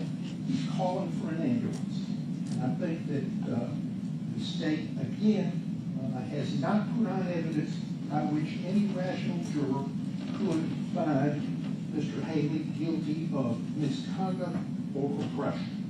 I'm going to have 1 second with Mr. Lester. Submitted at that point. Judge, we've all practiced law long enough to know that Rule 29 motion to close the state's proof, just like Mr. Perry said, is rarely granted. But you've been here for all of the proof. And the question, as Mr. Sneed said, is whether or not a reasonable juror, considering the evidence in favorable, most favorable to the state, could find beyond a reasonable doubt in charges. And I think, many times we don't say it, but I think if we are honest with ourselves from the standpoint of intellectual honesty as well as moral honesty, the proof is woefully short of even being presented to the jury. The state only presented one witness who was there on the scene, and that was, of course, Officer Mills. And you heard this testimony. He didn't see a good bit of the action in order to intervene himself. There's been no proof other than grainy video of what went on that night. Now, we have to judge, as you know, the case law is pretty clear. You have to judge the conduct of the defendant, in this case, law enforcement officers, but what was being presented to them at that instant, not later in 2020 hindsight, with what they're faced with there on the scene. Mills was crystal clear that based upon pain tolerance, pain threshold, etc., Mr. Nichols was out of control. The only evidence we've heard is that of all the years he's been doing this, is the most difficult arrest he's ever made. So you have to say, okay, where did Justin Smith go wrong? Where did Justin Smith divert from his law enforcement duties? We have to concede that the arrest was lawful. We've mentioned that, so I'm not going to replow that ground. But the arrest itself was lawful. In order to make the arrest, you have to handcuff the suspect and search him. That came from the state's witness. And that wasn't done until they could get Mr. Nichols under control. I think policing is very rough looking. I think probably all of us in this courtroom and probably anyone watching realize that policing is dirty work and it looks violent. That does not make it criminal at all. So in our minds and in our hearts, we know that Justin Smith did not break any laws. We talk about medical help. The only proof has been it was only Justin Smith that called for medical on the front end. It was only Justin Smith telling those EMTs they need to give Tyre some oxygen. It was only Justin, and I'm not saying only to the exclusion of these other men. I'm just saying that Justin Smith, who's a defendant, to be judged in his own right, Justin Smith was doing more for Tyre Nichols than the trained paramedics and EMTs there, trying to get this man some help. Not because he knew that Emmitt Martin had gone off the rails and crushed this guy, head, his brain, but instead because he's a criminal suspect in their custody, and Justin Smith, the undisputed proof is, was doing everything he could for Tyre Nichols. There has been no testimony offered by the state of anyone much less someone qualified to say that any actions of, and again I'm only addressing Justin Smith, that any actions of Justin Smith were improper. In other words, beyond the scope of what they were trained to do, beyond what a police officer is supposed to do to get someone in custody. No one, Mr. Mills did not testify to anything critical of Justin Smith in his attempts to get Tyre Nichols in handcuffs. In fact, just the opposite. And so to present it, to say we are going to put this criminal case charging all these 7 charges starting out with second-degree murder, in the jury box when you've heard the proof. I just don't think that's, I think this is the appropriate Rule 29 case as the judge sitting as the, for lack of a better word, 13th juror, looking at what could a reasonable juror find, even in a light most favorable to the state. It's going to take courage, but the bottom line is there has been no proof presented by the state at all that Justice Smith violated any laws.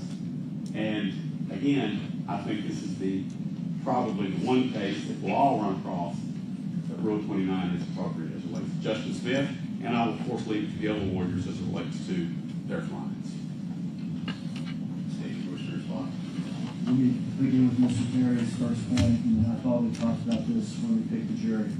These defendants are not charged with having a plan to kill anyone. They are not charged with first-degree murder. They're not charged with conspiracy to commit first-degree murder. So that is simply irrelevant. They're charged with second-degree murder. What counsels ignore is two things. First, a video in which the jury can certainly find that they're watching 5 Memphis police officers beat a man to death. Is a beating to death a second-degree murder? Is it knowing? Of course it is. Can be. That's a jury question that is the clear province of a jury. Ignores the law. And we spent so much time talking about the law of criminal responsibility. Emmitt Martin delivered the worst blows, no doubt about it. But this jury can find that these defendants assisted. They can find that Mr. Haley, like we watched on video, nobody wants to talk about. Mr. Haley gets out of his car, yells something, and then kicks Tyre Nichols while he's on the ground. And then watches Emmitt Martin kick him again while he's on the ground. Mr. Bean and Mr. Smith can be seen on top of Mr. Nichols, pressing him down, while Emmitt Martin takes the first soccer kick to the head, and then the second. Then they can be seen at his arms, holding his arms. Their face is literally less than half a foot from Tyre's when Emmitt Martin's punched him in the face, not once, twice, 3, 4, 5 times. And that whole time, as Mr. Mills testified, not a single one said, stop, don't do that. Why is that important? Because the second half of criminal responsibility is if you have a legal duty to intervene, you got to do something. They're Memphis police officers. They had to do something. Instead, they watched it happen right in front of their face. And what they do afterwards? Put them on the side of the car and didn't tell anybody about any of this head trauma. This confinement, Mr. Singel talked about it, absolutely could have started out lawful. Absolutely could have started out lawful. But at some point, this jury can find that lawful confinement became unlawful.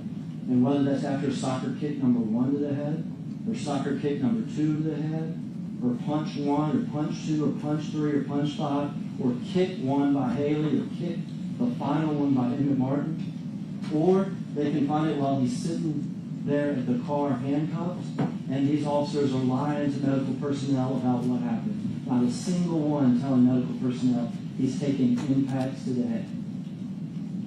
So the lawful confinement can absolutely become unlawful. These officers had a duty, both under the law of criminal responsibility, but also in the official misconduct and oppression counts, and they violated that duty that night. We have issues for the jury. I understand that Mr. Zuma, Mr. Perry, Mr. Stingler are going to argue and have. Well, Mr. Bean, for instance, couldn't see X, or Mr. Smith couldn't see Y. Understand that. But those are jury questions for the jury to determine what Mr. Bean saw or couldn't see, or what Mr. Smith saw or couldn't see. We have a video where we can clearly see Mr. Bean's face, Mr. Smith's face, Tyre Nichols, and Emmitt Martin kicking him right in front of him, hitting him right in front of him. We can clearly hear that nobody's ever said stop. We hear the testimony of Desmond Mills. No one ever said stop. We can hear the body cam when medical personnel is there, and no one ever says impacts to the head. They say, oh, he must be on drugs or something. From that proof, a reasonable jury can find the defendants guilty of all counts, and that's all counts to go to the jury.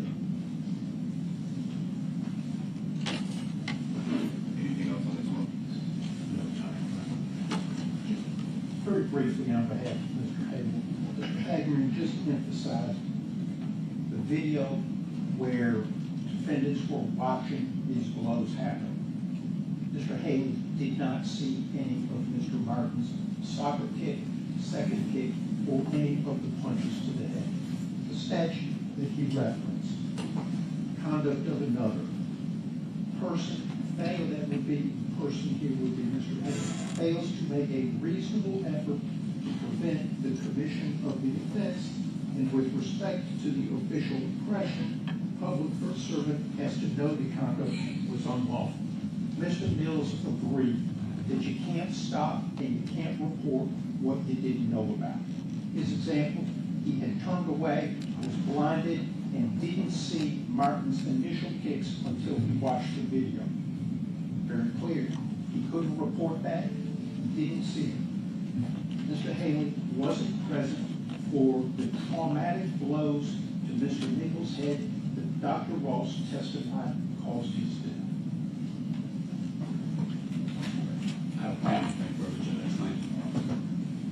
Listening to the arguments with regard to the motions presented by each of the defendants, looking over the proof in the light most favorable to the state as required by the law. With regard to the first count of the indictment, second-degree murder, with regard to each of the defendants, looking at the light, looking at the evidence in the light most favorable to the state, obviously we have heard testimony from only one person that had any information with regard to that evening, that being Mr. Mills. We've heard his testimony, and through that testimony had several videos that were presented. I know that the defense has their positions with regard to the actions that took place. Obviously, there has been arguments that's been presented by the state that are contrary to those positions. Looking at the videos, listening to the testimony of Mr. Mills, a jury could look at the video and make determinations with regard to what the officers were doing themselves, whether they were holding Mr. Nichols down while others were striking, or whether they were effectuating an arrest. That would be a decision that the jurors make. If they make a determination based off of the videos and the testimony that Mr. Smith and Mr. Bean were holding and were aware that Mr. Martin was kicking and did not try to stop those kicks from happening, then a jury could come back and come to the conclusion that those actions or inactions contributed to the death of Mr. Nichols. With regard to Mr. Haley, who came to the scene later on, and with regard to Dr. Ross's testimony, I don't believe his testimony was as pinpoint as the defense has made, as identifying specific contacts with Mr. Nichols that contributed to his death, other than him saying that those actions were consistent with the damage that was done. There were a lot of blows that were given to Mr. Nichols, and some of those blows, or at least one, was given by Mr. Haley. Now, I don't recall there being testimony of exactly where that kick landed. I understand that the defense's position was that it was to an arm. I don't remember that testimony coming out, but that there was a kick, and the argument that that kick was done assist in the arrest. Looking at the video, it appears that Mr. Haley continued to attempt to assist in that arrest. It looked like he walked up and he kicked him. Mr. Martin walked up and kicked him, and then they both walked off. So the jury could look at those actions as contributing, as did the other actions in the death of Mr. Nichols. That would be a decision for the jury to make, to determine whether they were effectuating an arrest and continuing to do so, or whether it escalated and folks were just holding him up to be hit or taking kicks while he was being held down. So with regard to the first count, the court is going to deny the motion and allow that to go to the jury. With regard to the second count, with the aggravated assault, again, the court finds the same reasoning to allow that charge to go before the jury. The jury can ultimately make a determination on whether the facts that have been presented to them, the videos and their interpretation of the videos, or whether an arrest is being effectuated or whether these individuals were knowingly holding Mr. Nichols to allow him to be kicked or punched. With regard to the kidnapping, the court would agree that at some point when this initially started, there's no indications other than this being a lawful arrest. However, if the jury were to make a determination after looking at all the proof that's been presented and the court looking at it in the light most favorable to the state, at some point or another, the jury could very easily find that that lawful arrest became an unlawful detention. There was plenty of videos in which we saw in which a jury looking at that, listening to the testimony of Mr. Mills for what it was worth, could come to that conclusion. So the court will allow for count 3 the charges with regard to the aggravated kidnapping of 3 and 4 to go before the jury. Again, with the official misconduct in counts 5 and 6, as well as the 7th count, in determining whether these officers who had a duty to intervene, what they knew, what they were able to communicate, all of those things would be things for the jury to make a determination. There may not have been much that Mr. Haley could have communicated, but Mr. Haley, from the testimony that he was, or that was presented in the evidence that was presented, he was privy to some information. He himself kicked Mr. Nichols. Mr. Martin kicked Mr. Nichols right after Mr. Haley.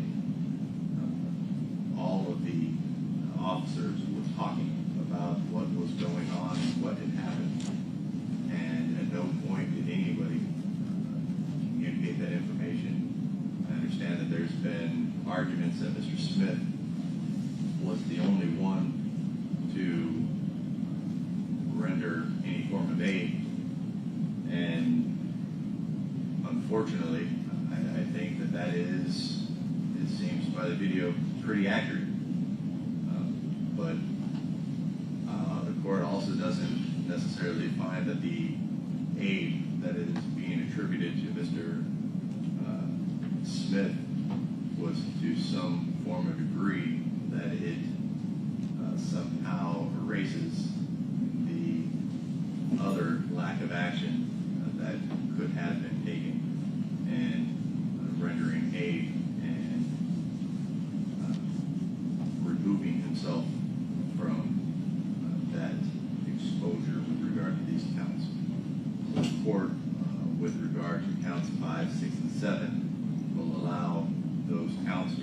the jury, for the jury to make a determination on the officer's actions or with the defendant's actions.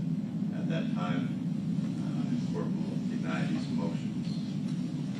With regard to the defense proof, now I understand that state's case in chief may have ended earlier than we anticipated with regard to some of these witnesses. Where are we at with Your Honor, I think logistically, it might be, and we want, I guess, the court. It's going to be difficult to keep the continuity of order. I have two witnesses that can be available in the morning. Our expert will be, or use of force expert will be available Friday. He has to have a calibration on this pacemaker that was scheduled prior to this. We anticipated it next week, but he'll make it up here from Jackson, Mississippi on Friday. As it relates to the two other witnesses, it will be available tomorrow. So it'll require a little bit of kind of out of placement as it relates to per defendant if the court will allow that logistically. But we were just told this morning that this would be the end of the proof from the state. Our anticipation was that it was going to pass all the same? What Mr. Lefler and I, we do have a handful of witnesses we do intend to call. We have spent the past couple of hours reaching out. It is our understanding that President Hemphill should be here at about 2:30, and we intend to put him on to that. There are two other witnesses that as the Honor took the bench, are still waiting to hear back from as to whether they could be here today or not. We do have a forensic pathologist who is coming in from St. Louis. She is able to be traveling this afternoon. She will be here to testify in the morning. Mr. Cameron, the use of force expert, is from California. He is definitely, he's advancing his travel. I'm unsure of exactly when he's going to be here. It might be Friday, certainly Saturday at the latest, but he is traveling.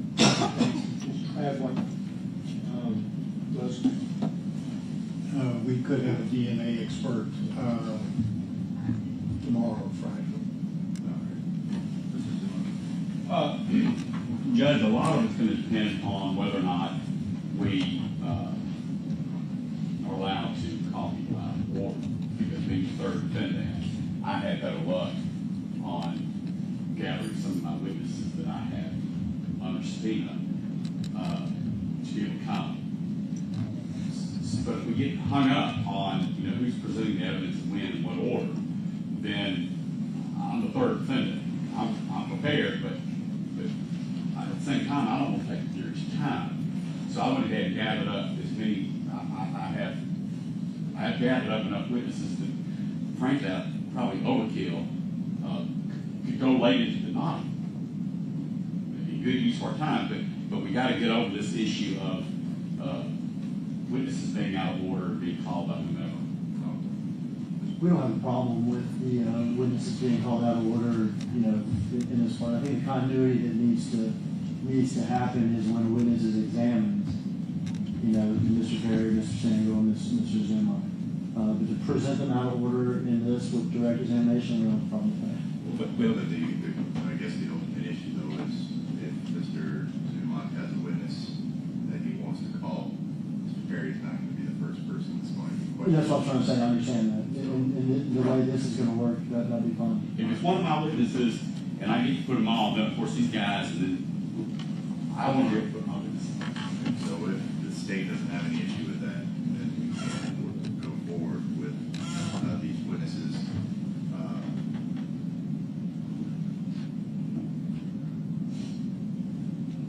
right. What we will do, we're going to take a brief recess.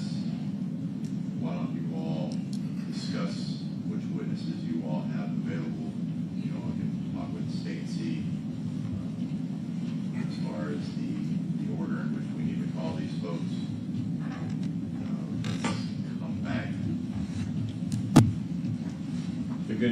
good news, judges, we did that during lunch break, and I've already told the district attorney's office that this is the route we ended up going. I do have a witness that's a follow it now. We can, whenever you put the jury in the box, we can start.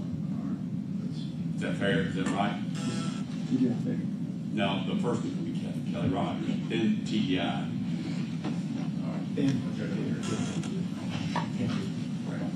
Stand at brief recess.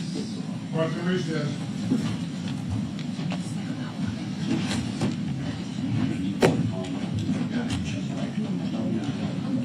I'll be my second.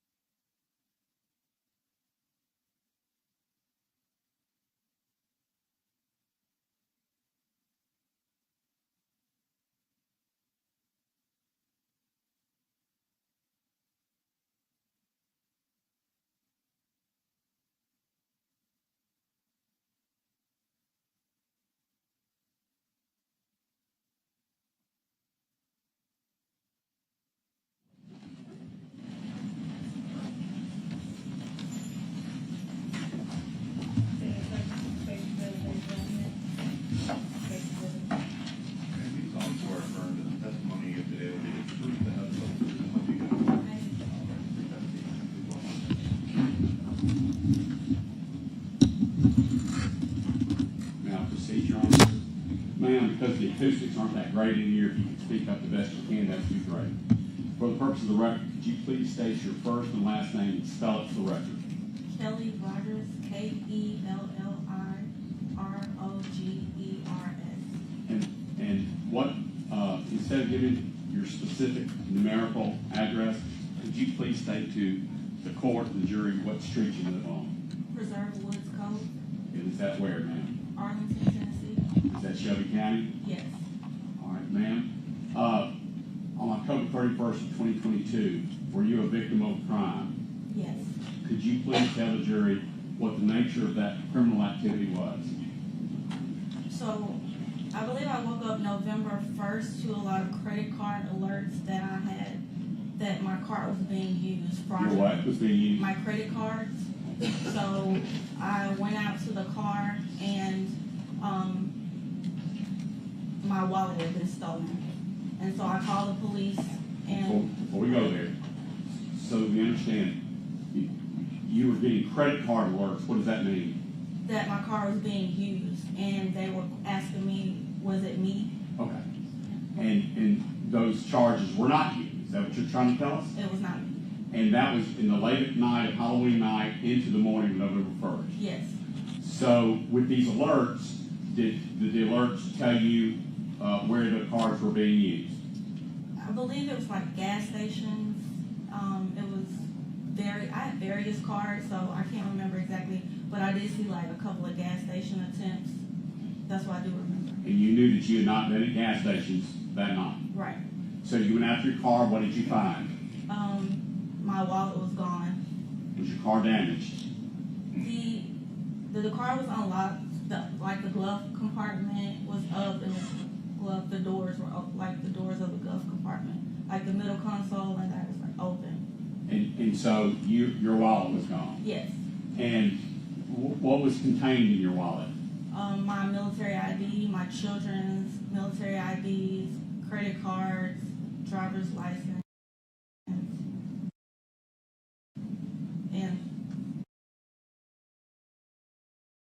yeah. And did you call law enforcement? Yes.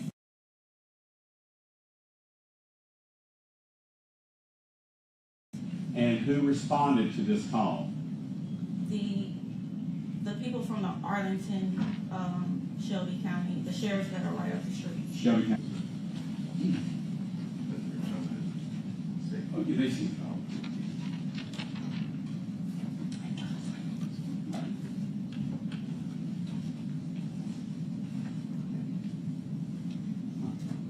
Ma'am, I've given you a copy and I've also displayed it up here for the jury. Do you recognize that card? Yes. And what is that card? American Express credit card. And I'm gonna look, is that the back of that same card? Yes. All right. And you own that card, is that right? Yes. All right.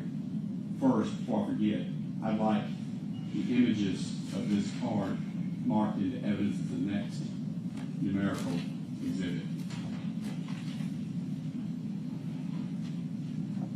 Here's one that's not so rumpled, Judge.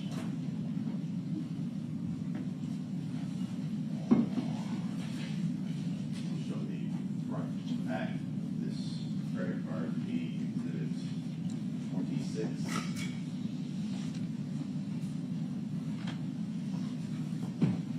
We just need to enter the exhibit before it publishes. Enter the exhibit. Before it publishes. Oh, I'm sorry, I won't do that next time. Now, Ian, that's the card. Ma'am, you reported this to the Shelby County Sheriff's Office, correct? Yes. Did they make a police report? Yes. Prior to 2 weeks ago, let's just say 2 weeks ago, prior to 2 weeks ago, did you have any idea where that American Express card was? No. Who was the first person to tell you where that American Express card was? You were. And you've received no phone call from any law enforcement agency that your card had been found? No.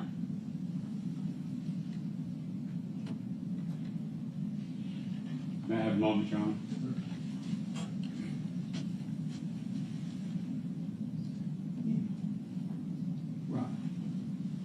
Your Honor, as far as my examination of this witness, I've concluded. Mr. Perry. Mr. Rogers, Yes.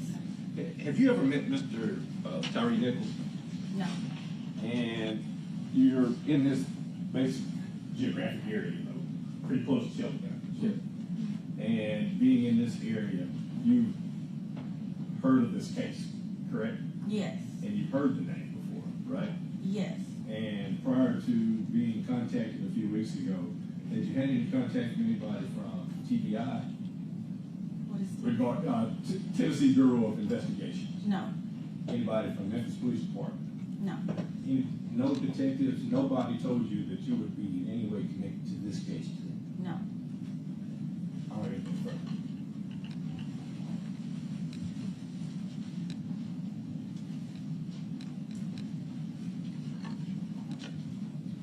Very briefly, Your Honor. Good afternoon, Ms. Rogers.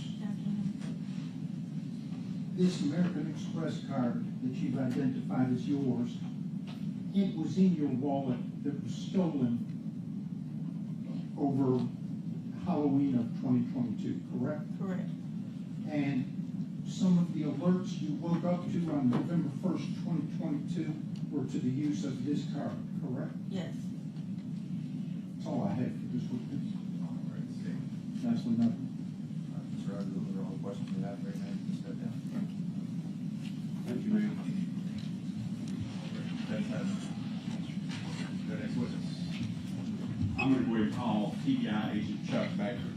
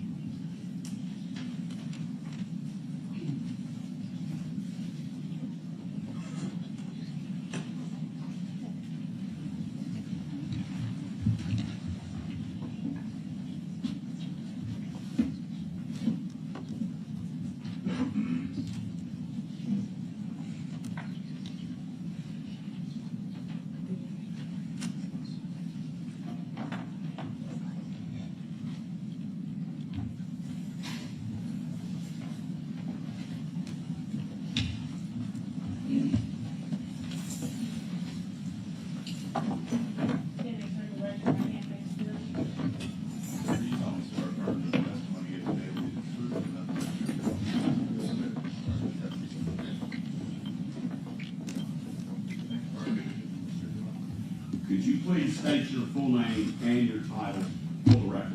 Charles Baker, also go by Chuck. I'm a special agent with the Tennessee Bureau of Investigation, also known as the TBI. And how long have you been a special agent for the TBI? I've been with the TBI since September of 2013.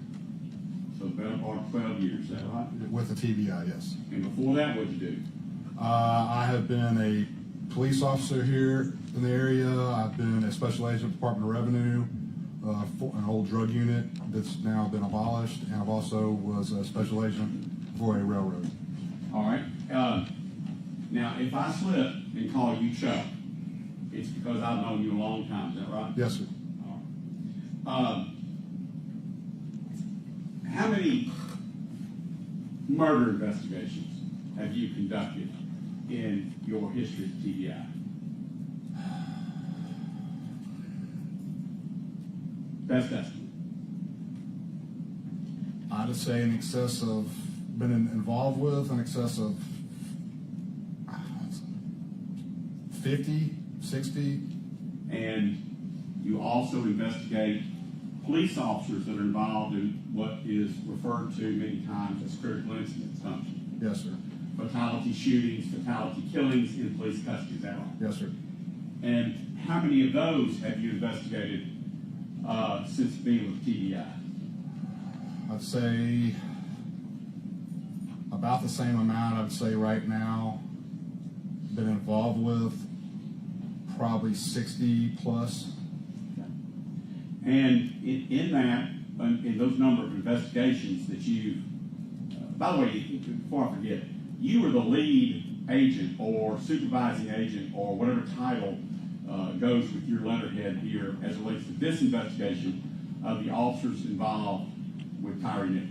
correct. Were you not? Yes, sir. In TBI's terminology, you would call that the case agent. A lot of people would call it the lead investigator. So I've been the case agent for this case. Right. And as a case agent, I'm going to lead you a little bit so we can just kind of get through this. As a case agent, you have other TBI agents that work with you and for you and report to you. Is that right? That's correct. And this case was opened at the request of who? District Attorney Steve Mulroy. Here in Shelby County. Yes, sir. And so this is not necessarily an unusual thing for you. Is No, that sir. right? No, sir. And you would have to know how TBI gets their cases.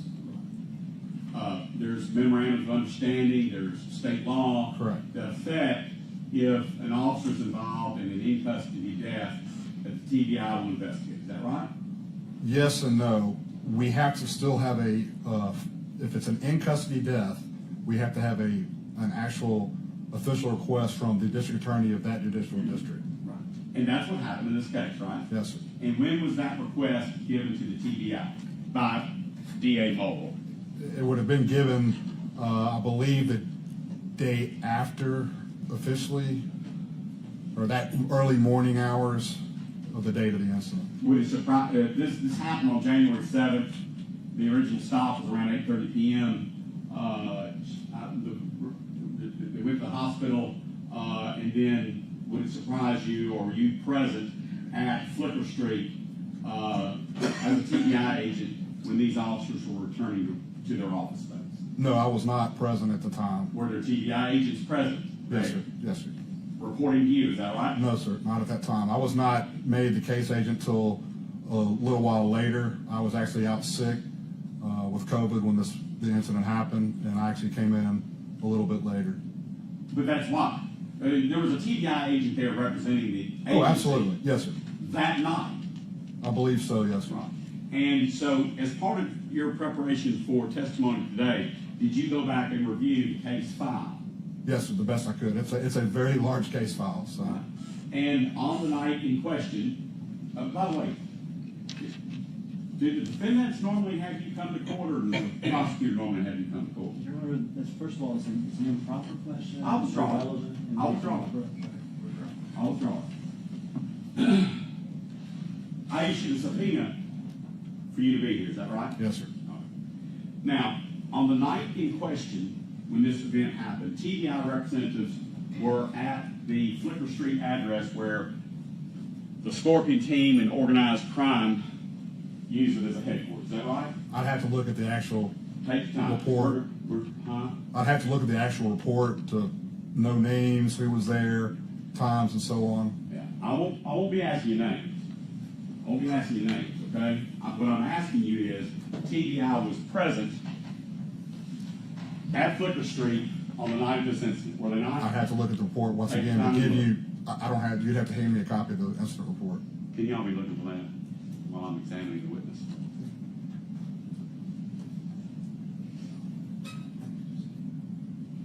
Do you have any recollection of the investigation of this case before we dig out the TBI report? In what sense? In any sense? Well, of course, but I don't have, at that time, I was not present Right. when this happened. I was at home with COVID. All right. But the question I was going to ask you is, and I think you probably will find that it's customary in these kind of investigations, so just bear with me. Okay. The officers were photographed by TBI, is that right? From my experience, I always photograph the officers. Right. And DNA swabs were taken from the officers, is that right? In my experience, yes. And you have no information that would say that that did not happen in this case, is that correct? Not that I'm aware of. And you've known me, I'm representing to you, the DNA were taken, and we'll get to the report as soon as we can. Sure. All right? Photographs were taken of the officers, DNA swabs were taken of the officers, drug analysis, urine samples were taken. Is that customary? We do not normally take urine or drug samples. That's up to the actual agency. Would it be MPD? I've never, in my personal experience, have never asked for a drug or a urine analysis involving one of my cases. Okay. And the boots of the officers and shoes of the officers were seized that night. You're aware of that? I do aren't you? know that, yes, sir. What? Yes, sir, they were. You were aware of that. And they were taken from the officers that night for purposes of what? Testing. So those boots would have been collected, bagged, and sent to our lab, and I believe in Jackson. I'm not sure if Jackson or Nashville tested them. I'd have to look at the actual report. But they would be sent off for testing, DNA analysis, print analysis. One moment.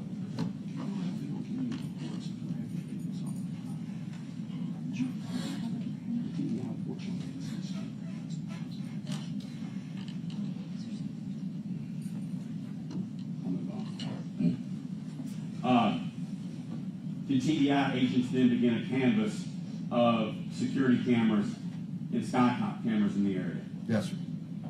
And there was one particular skycop camera there at Cascade and Bear Creek, is that right? Yes, sir.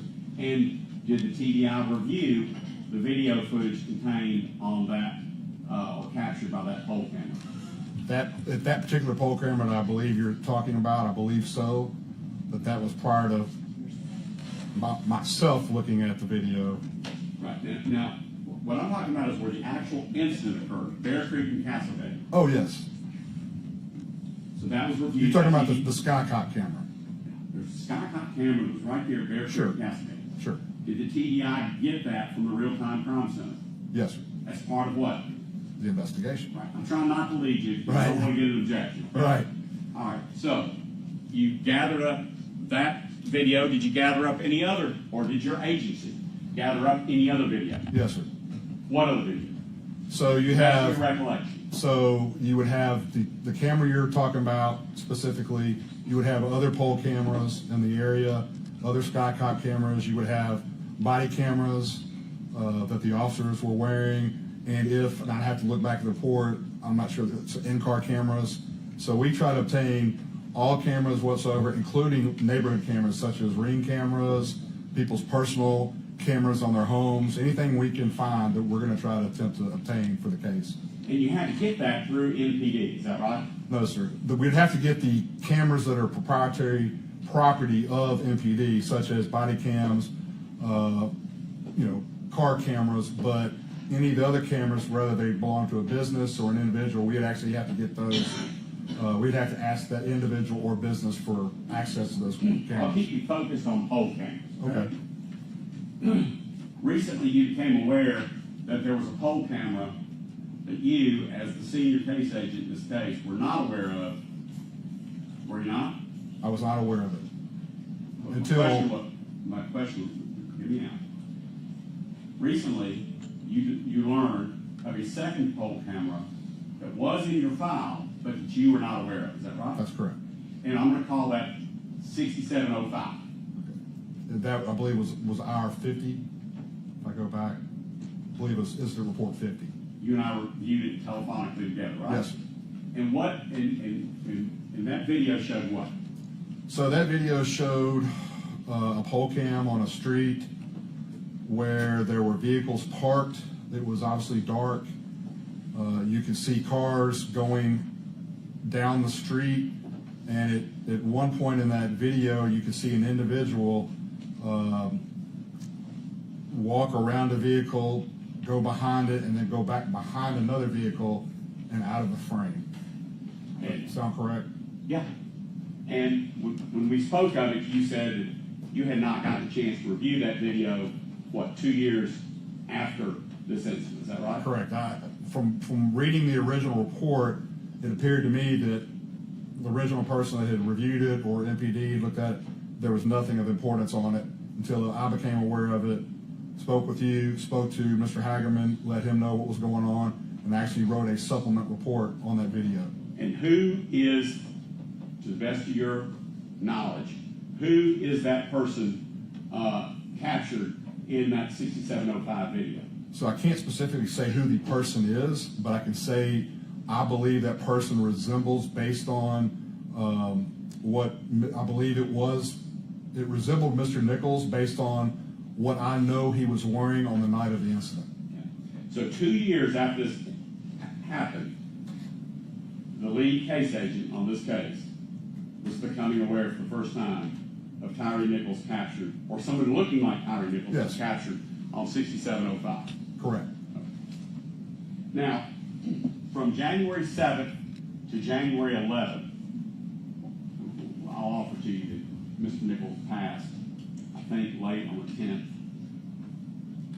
From January 7th to January 11th, was any attempt made by the TBI to gather blood and urine samples of Mr. Nichols to determine whether or not he was under the influence of narcotics?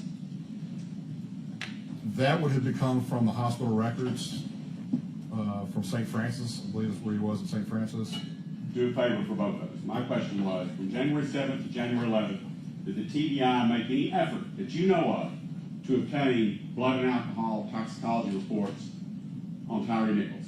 I believe so, but I have to go back and look at the report because it's been so long.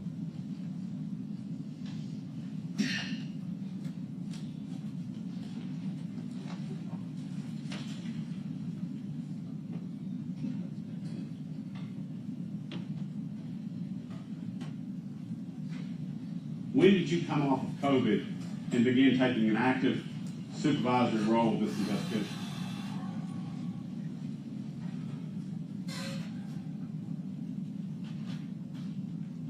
I want to say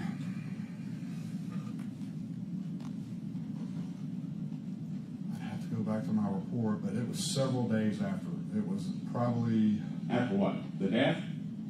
no, after the incident. I believe I was told on a weekend when I knew I was able to come back to work. Probably 5 or 6 days. It was several days.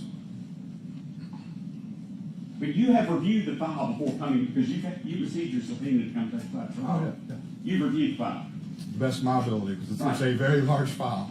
So it's hard to memorize everything. Nobody's asking to memorize, okay? Were you aware, or were the TBI agents aware, that on the night in question, 5 or more narcotics trained officers suspected that Tyre Nichols was under the influence of heavy narcotics? I have no idea about that. You had no idea about that.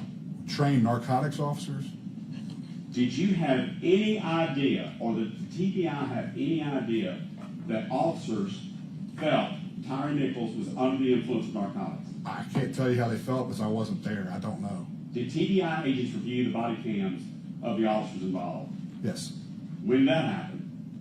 At different times because there's so many body cams, so many cameras. I'd have to, each report would tell me exactly when and what agent reviewed that particular body cam. There's several body cams. There's so many of them that they were assigned to different agents to review. On the night in question, No, not on the night in question, but that would have been later on. you know, I'm on trying the to night in answer. question, were TBI agents on scene at Flickr reviewing body cams? I can't answer that. I don't know. I was not there. That's not contained anywhere in the investigation file? I'd have to look at the file again, but I was not there. And I can't tell you how anyone felt or what they saw. Are you familiar with the search warrant that was issued by you on Tyre Nichols' car's contents? Yes.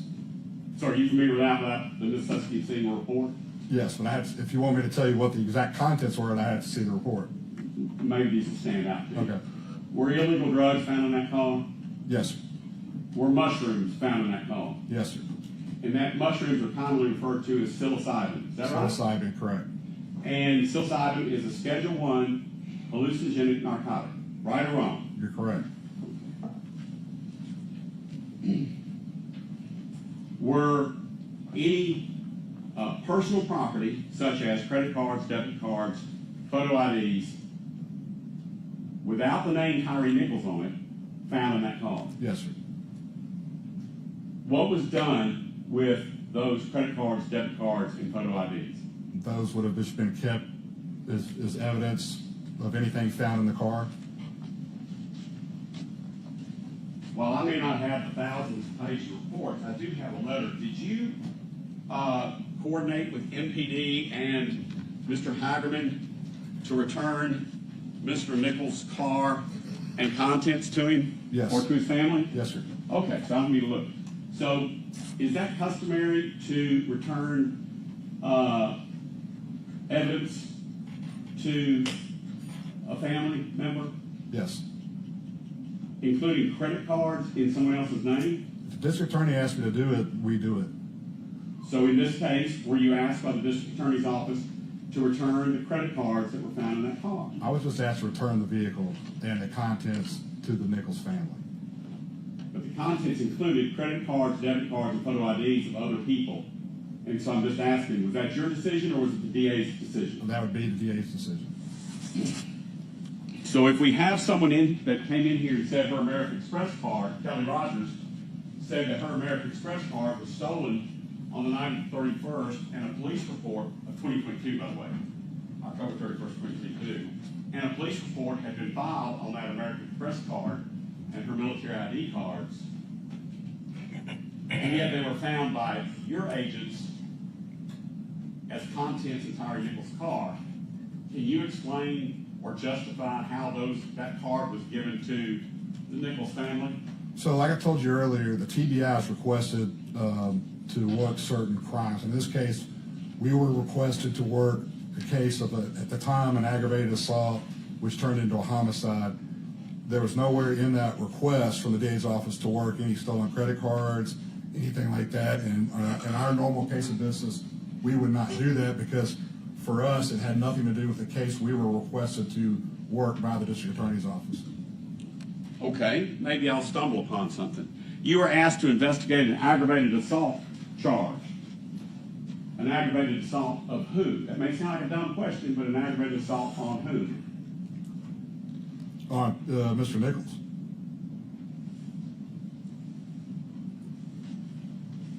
I was.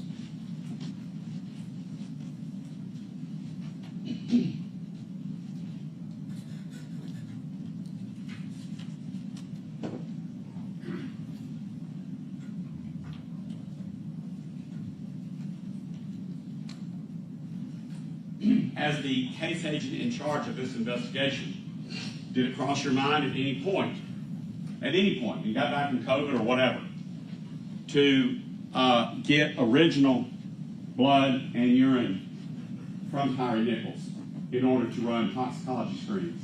Well, by the time I became the agent, unfortunately, Mr. Nichols had passed away.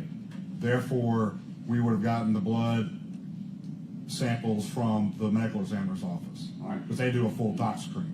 And had you not been out on COVID, as part of investigating this case fully, would have you requested, by way of a search warrant, blood and urine of Tyre Nichols while he was alive? While he was alive, I would have always, well, let me answer your question. I would have requested the medical records from St. Francis, which would have contained a toxicology report. They had to do blood work for their treatment. That's where I would have gotten those records. Therefore, I would have issued a subpoena to St. Francis for all medical records for the treatment of Tyre Nichols. I'm going to pass to you. One moment, Judge, if you don't mind.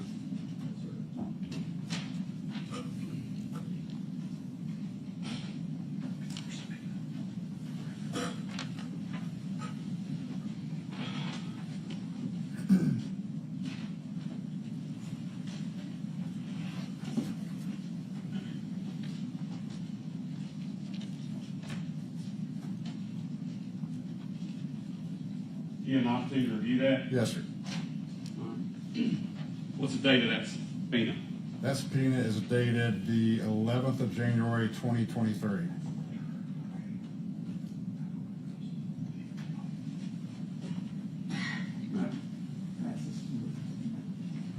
Look this document over and see if you recognize it.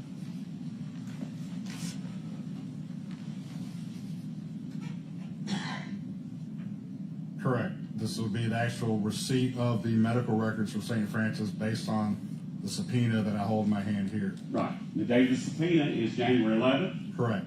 What does that memo say from the TBI that St. Francis gave you records? What's the date of that? February February what? the 6th, 2023. So, 1 day shy of 1 month from when you issued the subpoena, is that right? I did not issue the subpoena, another agent did. I'm sorry for referring to you and TBI. Well, yeah, I mean, yeah, I get it. But another agent who initially was working on the case issued the subpoena while I was gone. Okay. But a subpoena was issued by the TBI on what date, sir? The subpoena was issued on the 11th of January, 2023, and I received the records on February the 6th, 2023. Did you receive them or TBI? Because we're going to be careful on this I, you, and TBI. On February 6th, 2023, this agent, me, received the medical records for Tyre Nichols from St. Francis Hospital in regards to this case. In response to this subpoena, due to the voluminous nature of the medical records, a copy will be maintained by the case agent and the rest will be provided to the District Attorney's Office for their review. Judge, may I have those two documents sequentially numbered as the next exhibit? First being the subpoena, second being the response to the subpoena. Any objection? No. We'll move to the subpoena, or exhibit 27.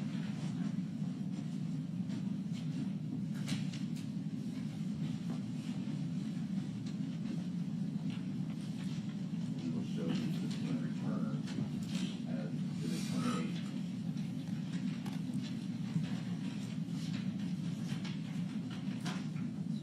28. And as part of that subpoena return that St. Francis provided you items, did they provide the blood and urine samples? I'd have to go back and look at the medical records.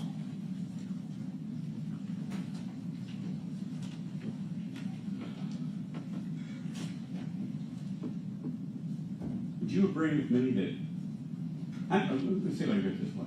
How many agents did you have from the TBI Jackson office, or any office of TBI, working the Tyre Nichols case while you were out on COVID? Kim Covington? Is that one of them? Yes, sir. Mr. Chu? Is that another one? Yes, sir. Mr. Ellis? Is that another one? Yes, sir. How many more?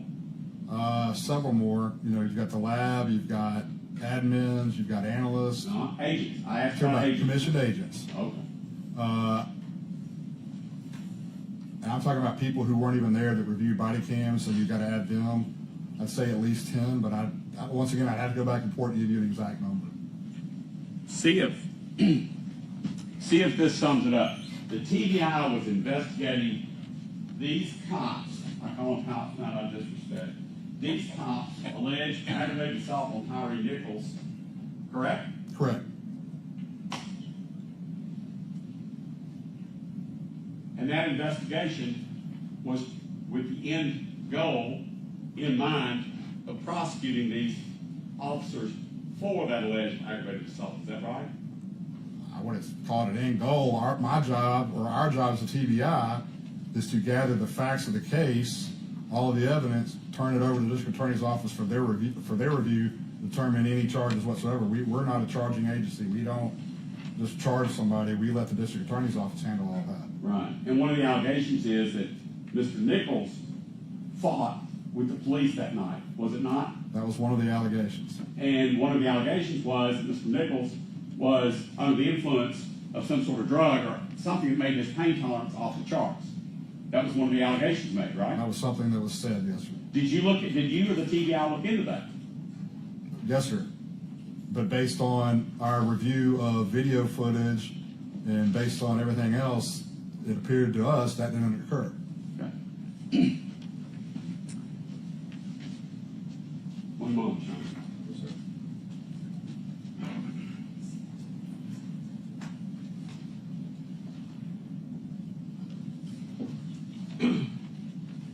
You were a cop at one time in Germantown, weren't you? Yes, sir. You've had to arrest a number of people in Germantown, haven't you? Oh, absolutely. And I'm 63 years old, not great shape. You're a big man. How tall are you? 6'4". If I don't want you to put my hands behind my back, do you believe you can do it? Everybody's different. I've learned that from the smallest guy, you would think you couldn't, to the biggest guy. I mean, everybody's different. Right. But if a suspect, one suspect, Okay. and only one officer, doesn't want his hands cut, how much of a fight is it? It's always a fight. Oh. That's all I had. Very good.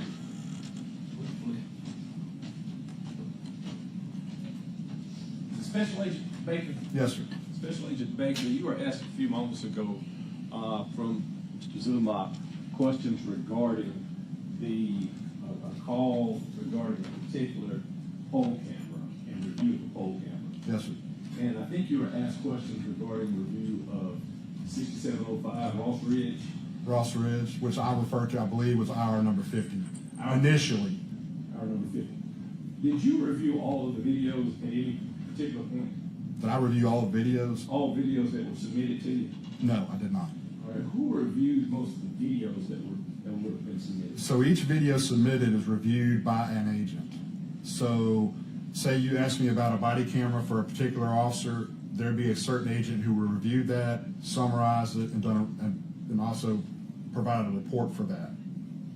You were asked specific questions regarding Mr. Nichols and whether or not during the course of your investigation you paid any attention to the conduct of Mr. Nichols, correct? Correct. And the conduct of Mr. Nichols, both at the time prior to being pulled over, would have been of importance, correct, to your investigation? Sure, absolutely. In other words, information regarding whether or not he was driving and the distance of driving, etc. Those things were a part of your investigation file.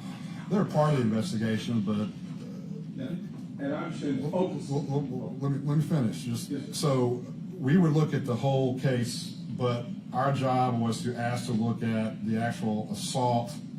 So obviously we would look at that and see what led to it, but that was not the end goal of the investigation. Right. Information regarding what led to it, though, would be important to your investigation. Sure. Information regarding what Mr. Nichols was doing in relations to trying to actively resist, would that have been important to your investigation? It would have been part of the case. Part of the case would have been to find out if it would have been of any importance to you or relevance, whether or not Mr. Nichols was in any way evading what would initially be a lawful arrest. Sure. And you were shown that 6705 Ross Ridge, that was pointed out to you a few weeks ago or a month or so ago. It's been a little, I think back in February, I believe. March, February, somewhere around there. And to be clear, that pointing out to you, that didn't come from MPD or Memphis Police Department. No, sir. Didn't come from any other agency. Now, you realize that there was a whole another case in a whole other court, right? Oh, yes. And as a part of that federal case, you had agents that would have been there when people were interviewed, etc., right? Correct. And as a part of that investigation, and during the time frame related to that, did that 6705 Ross Ridge video ever come to your attention? No, sir. Did it ever come to your attention that it needed to be a part of a supplement? Once I was aware of the video and what I observed in the video, I mean, obviously, Mr. Zumach told me about the video. Not that I don't believe Mr. Zumach, but I still want to see it with my own eyes. Once I saw that with my own eyes, I contacted Mr. Hagerman. I said, hey, this is an issue. I need to do a supplemental report because it needs to be, that's the right thing to do. Right, and just stepping back a little bit now, I don't know you like Mr. Zumach, right? Y'all have known each other over the years, as was stated earlier, correct? Sure. And you still said that, hey, just because Barton said, look at it, I didn't necessarily take his word that this was something worth me calling Mr. Hagerman about, right? No, I would take his word, but I have to, in order for me to write a report, I have to see what the allegation is or what was on the video. In other words, this is your job. This is not just you somebody telling you. No, it's absolutely it's my job. And so as a part of your job, just because the defense counsel says, hey, look at this, you don't automatically write a supplement, right? No, sir. And you wouldn't have any problems on the other end of the phone saying, hey, Mark, this ain't worth my time, right? If it was something to do with the case and had evidentiary value to it, I absolutely would. Same as if you called me and said, Mr. Baker, I saw something in this video, you mind taking a look at it? Right. I would do the same for you. No, I understand that. Let me be clear.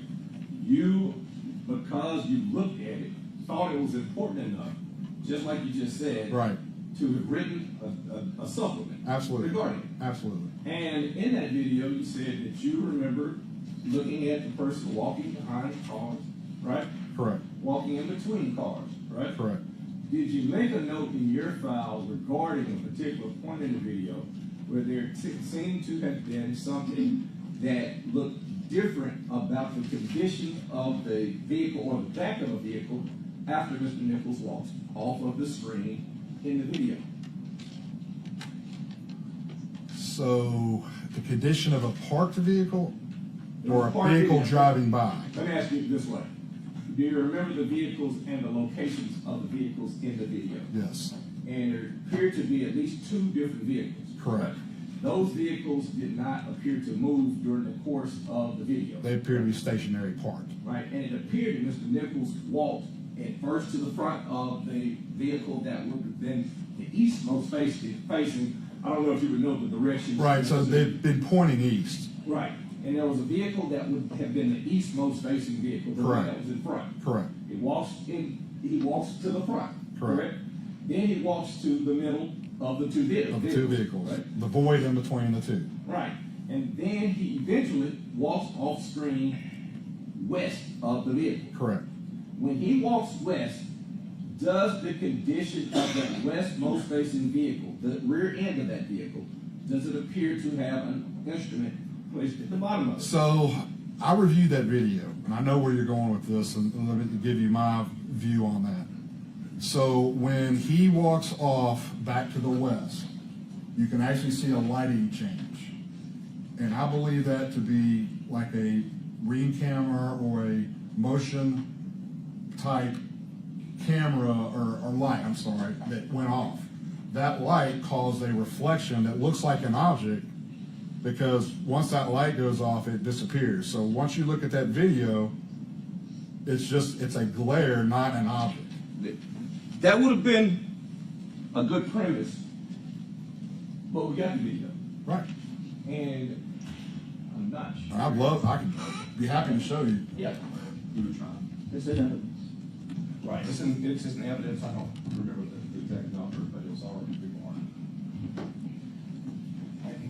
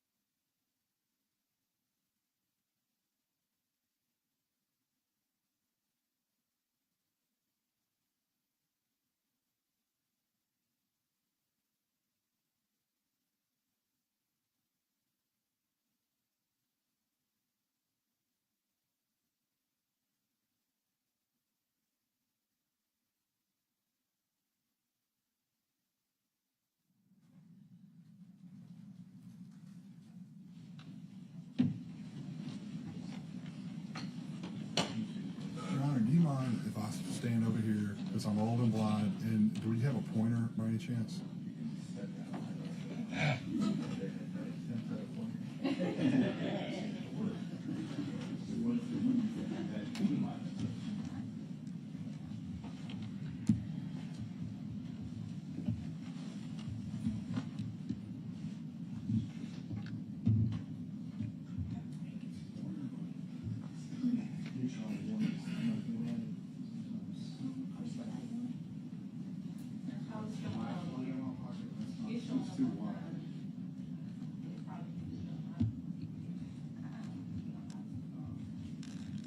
I can point with my finger. I'm going to call here so the jury can see.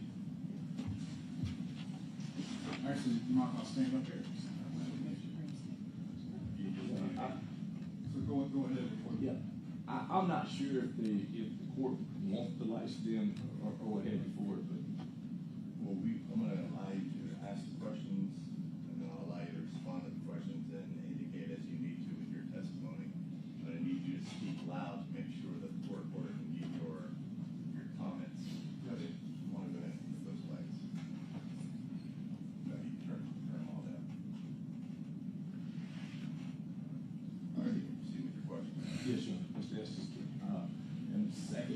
this the 6705 Ross Reeves video that we've been discussing? Yes, sir. And did you ever go out on that street yourself? I did not go out on that street. All right. I'm going to hit play. Can you see the actual? We're going to go just with the number at the top. It's 20, 27, 50, 55 when we're starting.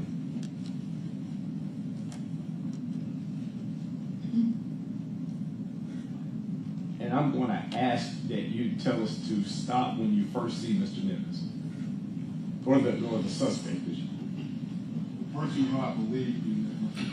Yes, sir.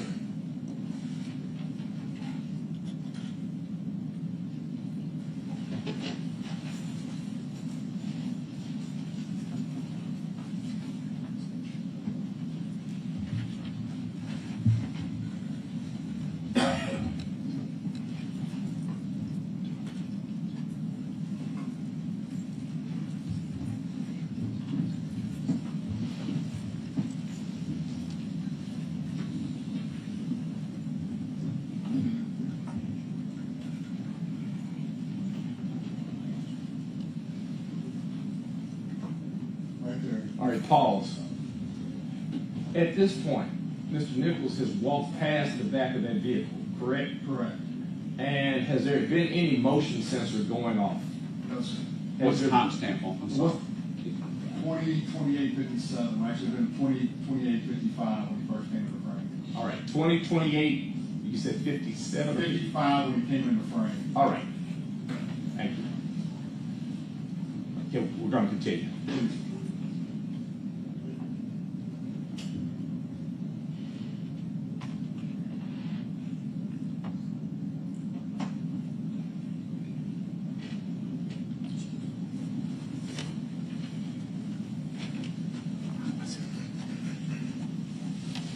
Pause.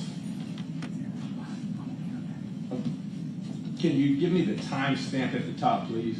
20:29:17. All right. There's a vehicle that just drove past. Is that correct? Yes, sir. Do you see any motion sensor apparently having gone off, No, sir. being triggered? No, sir. Play.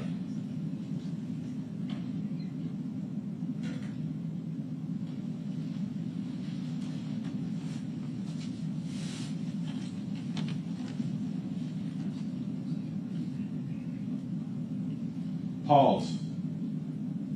Can you read that timestamp? 20:29:33. Is there another vehicle that has just driven by? Yes, sir. Did it appear that any motion sensor would have gone off? No, sir. Play.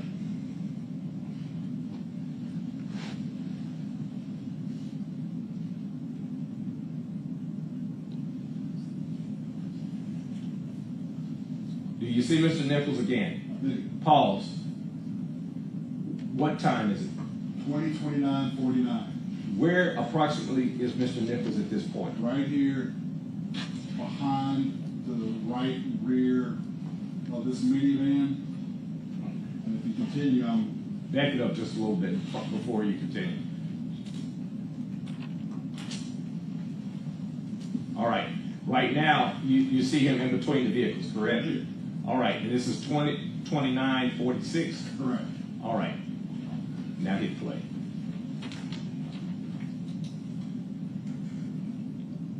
Boom. Stop. 20:29:53. That's where we have this, I believe, light come on. Here. Keep going, please. Hold on. Pause. Pause again. You point to where you say you see a light come on. You're going to have to go back about 2 seconds. All right. All right, now hit play again, you're going to see something pop on. Okay, let it play.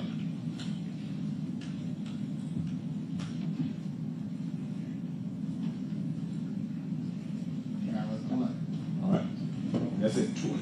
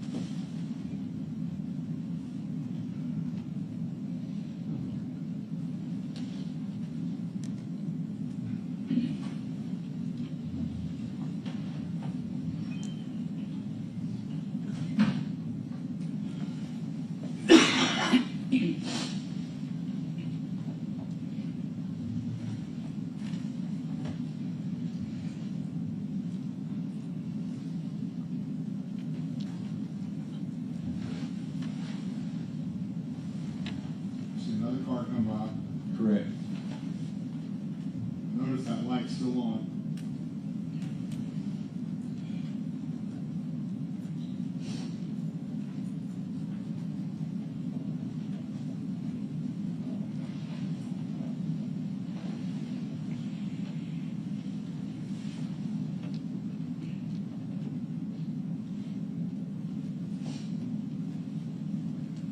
See another car come this way, right there. Right.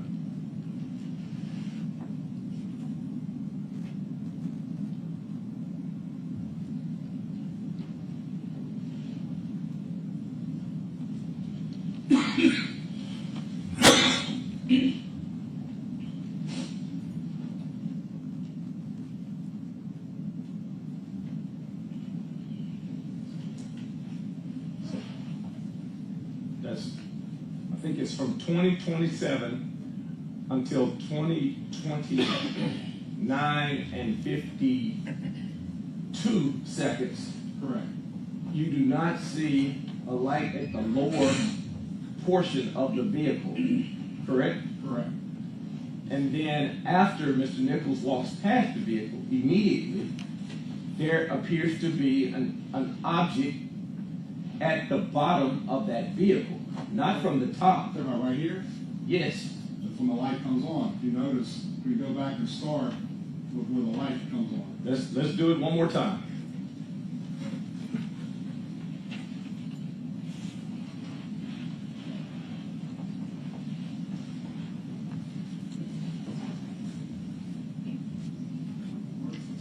What time is the light on? 2029:53. We not just get close up to the. And what we're going to do is stop at 2029:51, just to give you that second. Fast forward to that. Can, I'm just scared. Right, go back. Okay, the light comes on. Go back 10 seconds. And I want you to keep your eye focused right here. Once that car passes, and when this light comes on, when he walks by and gets over here, possibly up in this yard, I want you to keep your eye focused right there when that light pops on. Not the car light.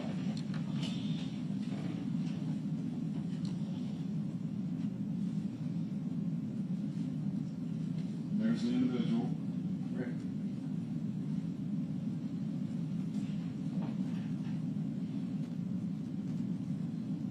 Stop it on 51. He's Stop right now. Bingo. Right. That light comes on, that right there pops on. In my experience, from cameras and lighting and stuff like that, that's going to be a reflection. Based on what I believe to be some sort of motion sensor light, probably closer to the house, which leads me to believe that that individual, rather than go straight down the street, he probably went further into the yard, causing that light sensor to go off. And you, 2029:53, that's when we see the light pop on. Yes, sir. You will, I guess, admit that there is a reflection at the back of that vehicle, correct? Correct. And you will also tend to the fact that there have been two vehicles that have passed that vehicle, right? Correct. I mean, passed that van. And you also will agree with me that the direction that Mr. Nichols walked from would be from the south side of that vehicle. In other words, the passenger side of the vehicle. Correct, on this Not the side. driver's side, right? But I don't know where he went once he went there. He could have gone that way, he could have come this way, I don't know, because the camera doesn't show us. But you do see a dot at the back of that vehicle, yes or no? I do. And you can cut the light on and you can go back to your CC light at this point.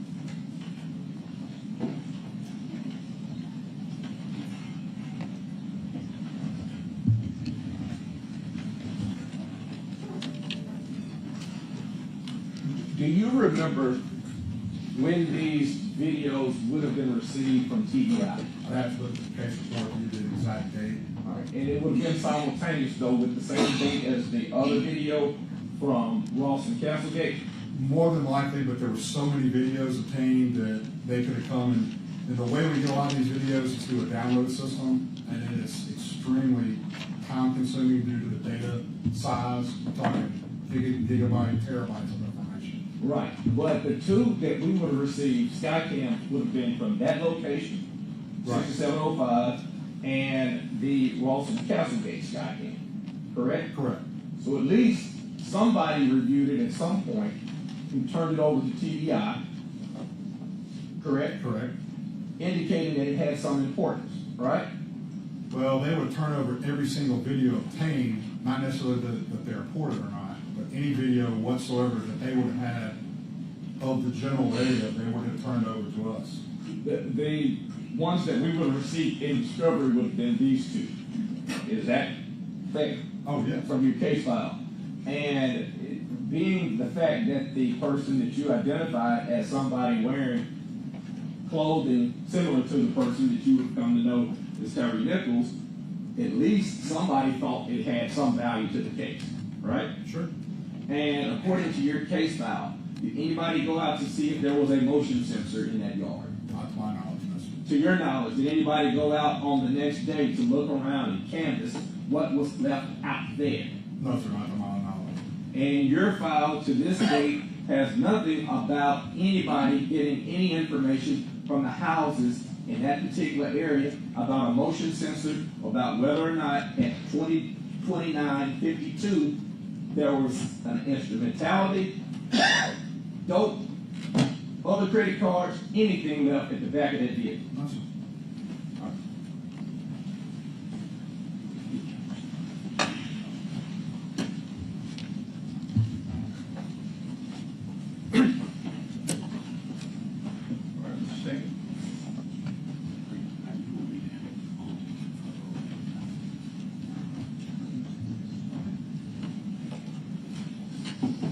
Good afternoon, Agent Becker. Mike Stengel, and I represent Demetrius Haley. First, on this 6705 Ross Ridge video, Ross Ridge is in between the intersection of Ross and Rains and Ross and Castlegate, correct? Correct. And part of the reason you can attribute this video and the person slinking around those two cars as consistent with Tyre Nichols includes the time of this video, correct? Correct. It's in between him fleeing the officers at the traffic stop at Ross and Rains Correct. and him running from officers at Ross and Castlegate. Yes. And as the case agent, you're aware, you've already testified, that Mr. Nichols' car was searched, correct? Yes. It was searched pursuant to a warrant that the TDI got as part of this investigation, and photographs were taken of the contents of his car. Correct. Prior to anything being returned to him, correct?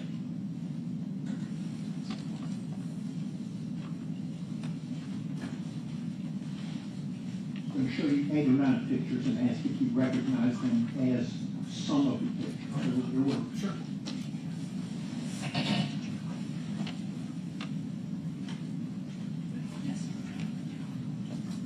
Do a second to ponder these photographs.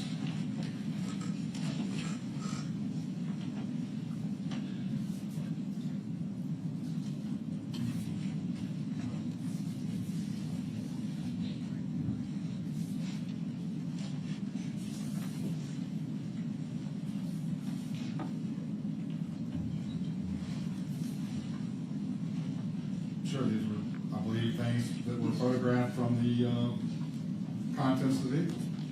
Okay, those are photographs that were taken from the content of, some of the contents of the vehicle during the search by TDI agents. Sure, correct. You want to do that? Your Honor, I've asked that those be marked as the next numbered exhibit.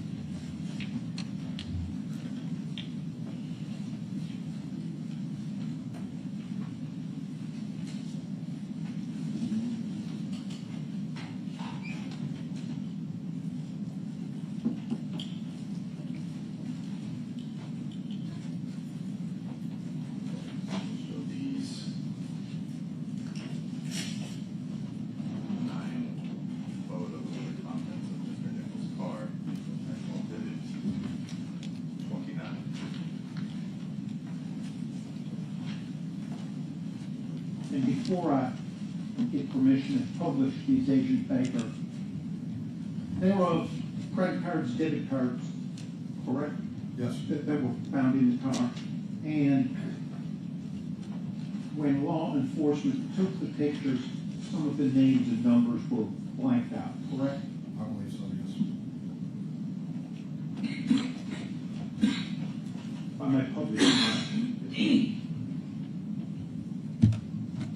Is this a photograph of a Visa commercial card that was in Mr. Nichols' car when it was searched? I believe so, yes. This is the back. Yes, sir. Here is another picture of a credit card that was in his vehicle when it was searched, correct? Correct. A picture of the back of that car. Yes, sir. And here is a picture of a learner's permit for an Osvaldo Garcia Pena that was in his car at the time it was searched, correct? Picture of the back of that learner's permit, correct? Sure. The picture of a Twist debit card that was in his vehicle at the time, correct? Correct. And a picture of a back of a MasterCard that was in his vehicle, correct? Correct. And a picture of a high school ID for a Jordan Riley that was in his car at the time of the search, correct? Correct. And to your knowledge, those documents were returned to the Nichols family as part of the contents of his car, I correct? believe so, yes, sir. Now, you also testified that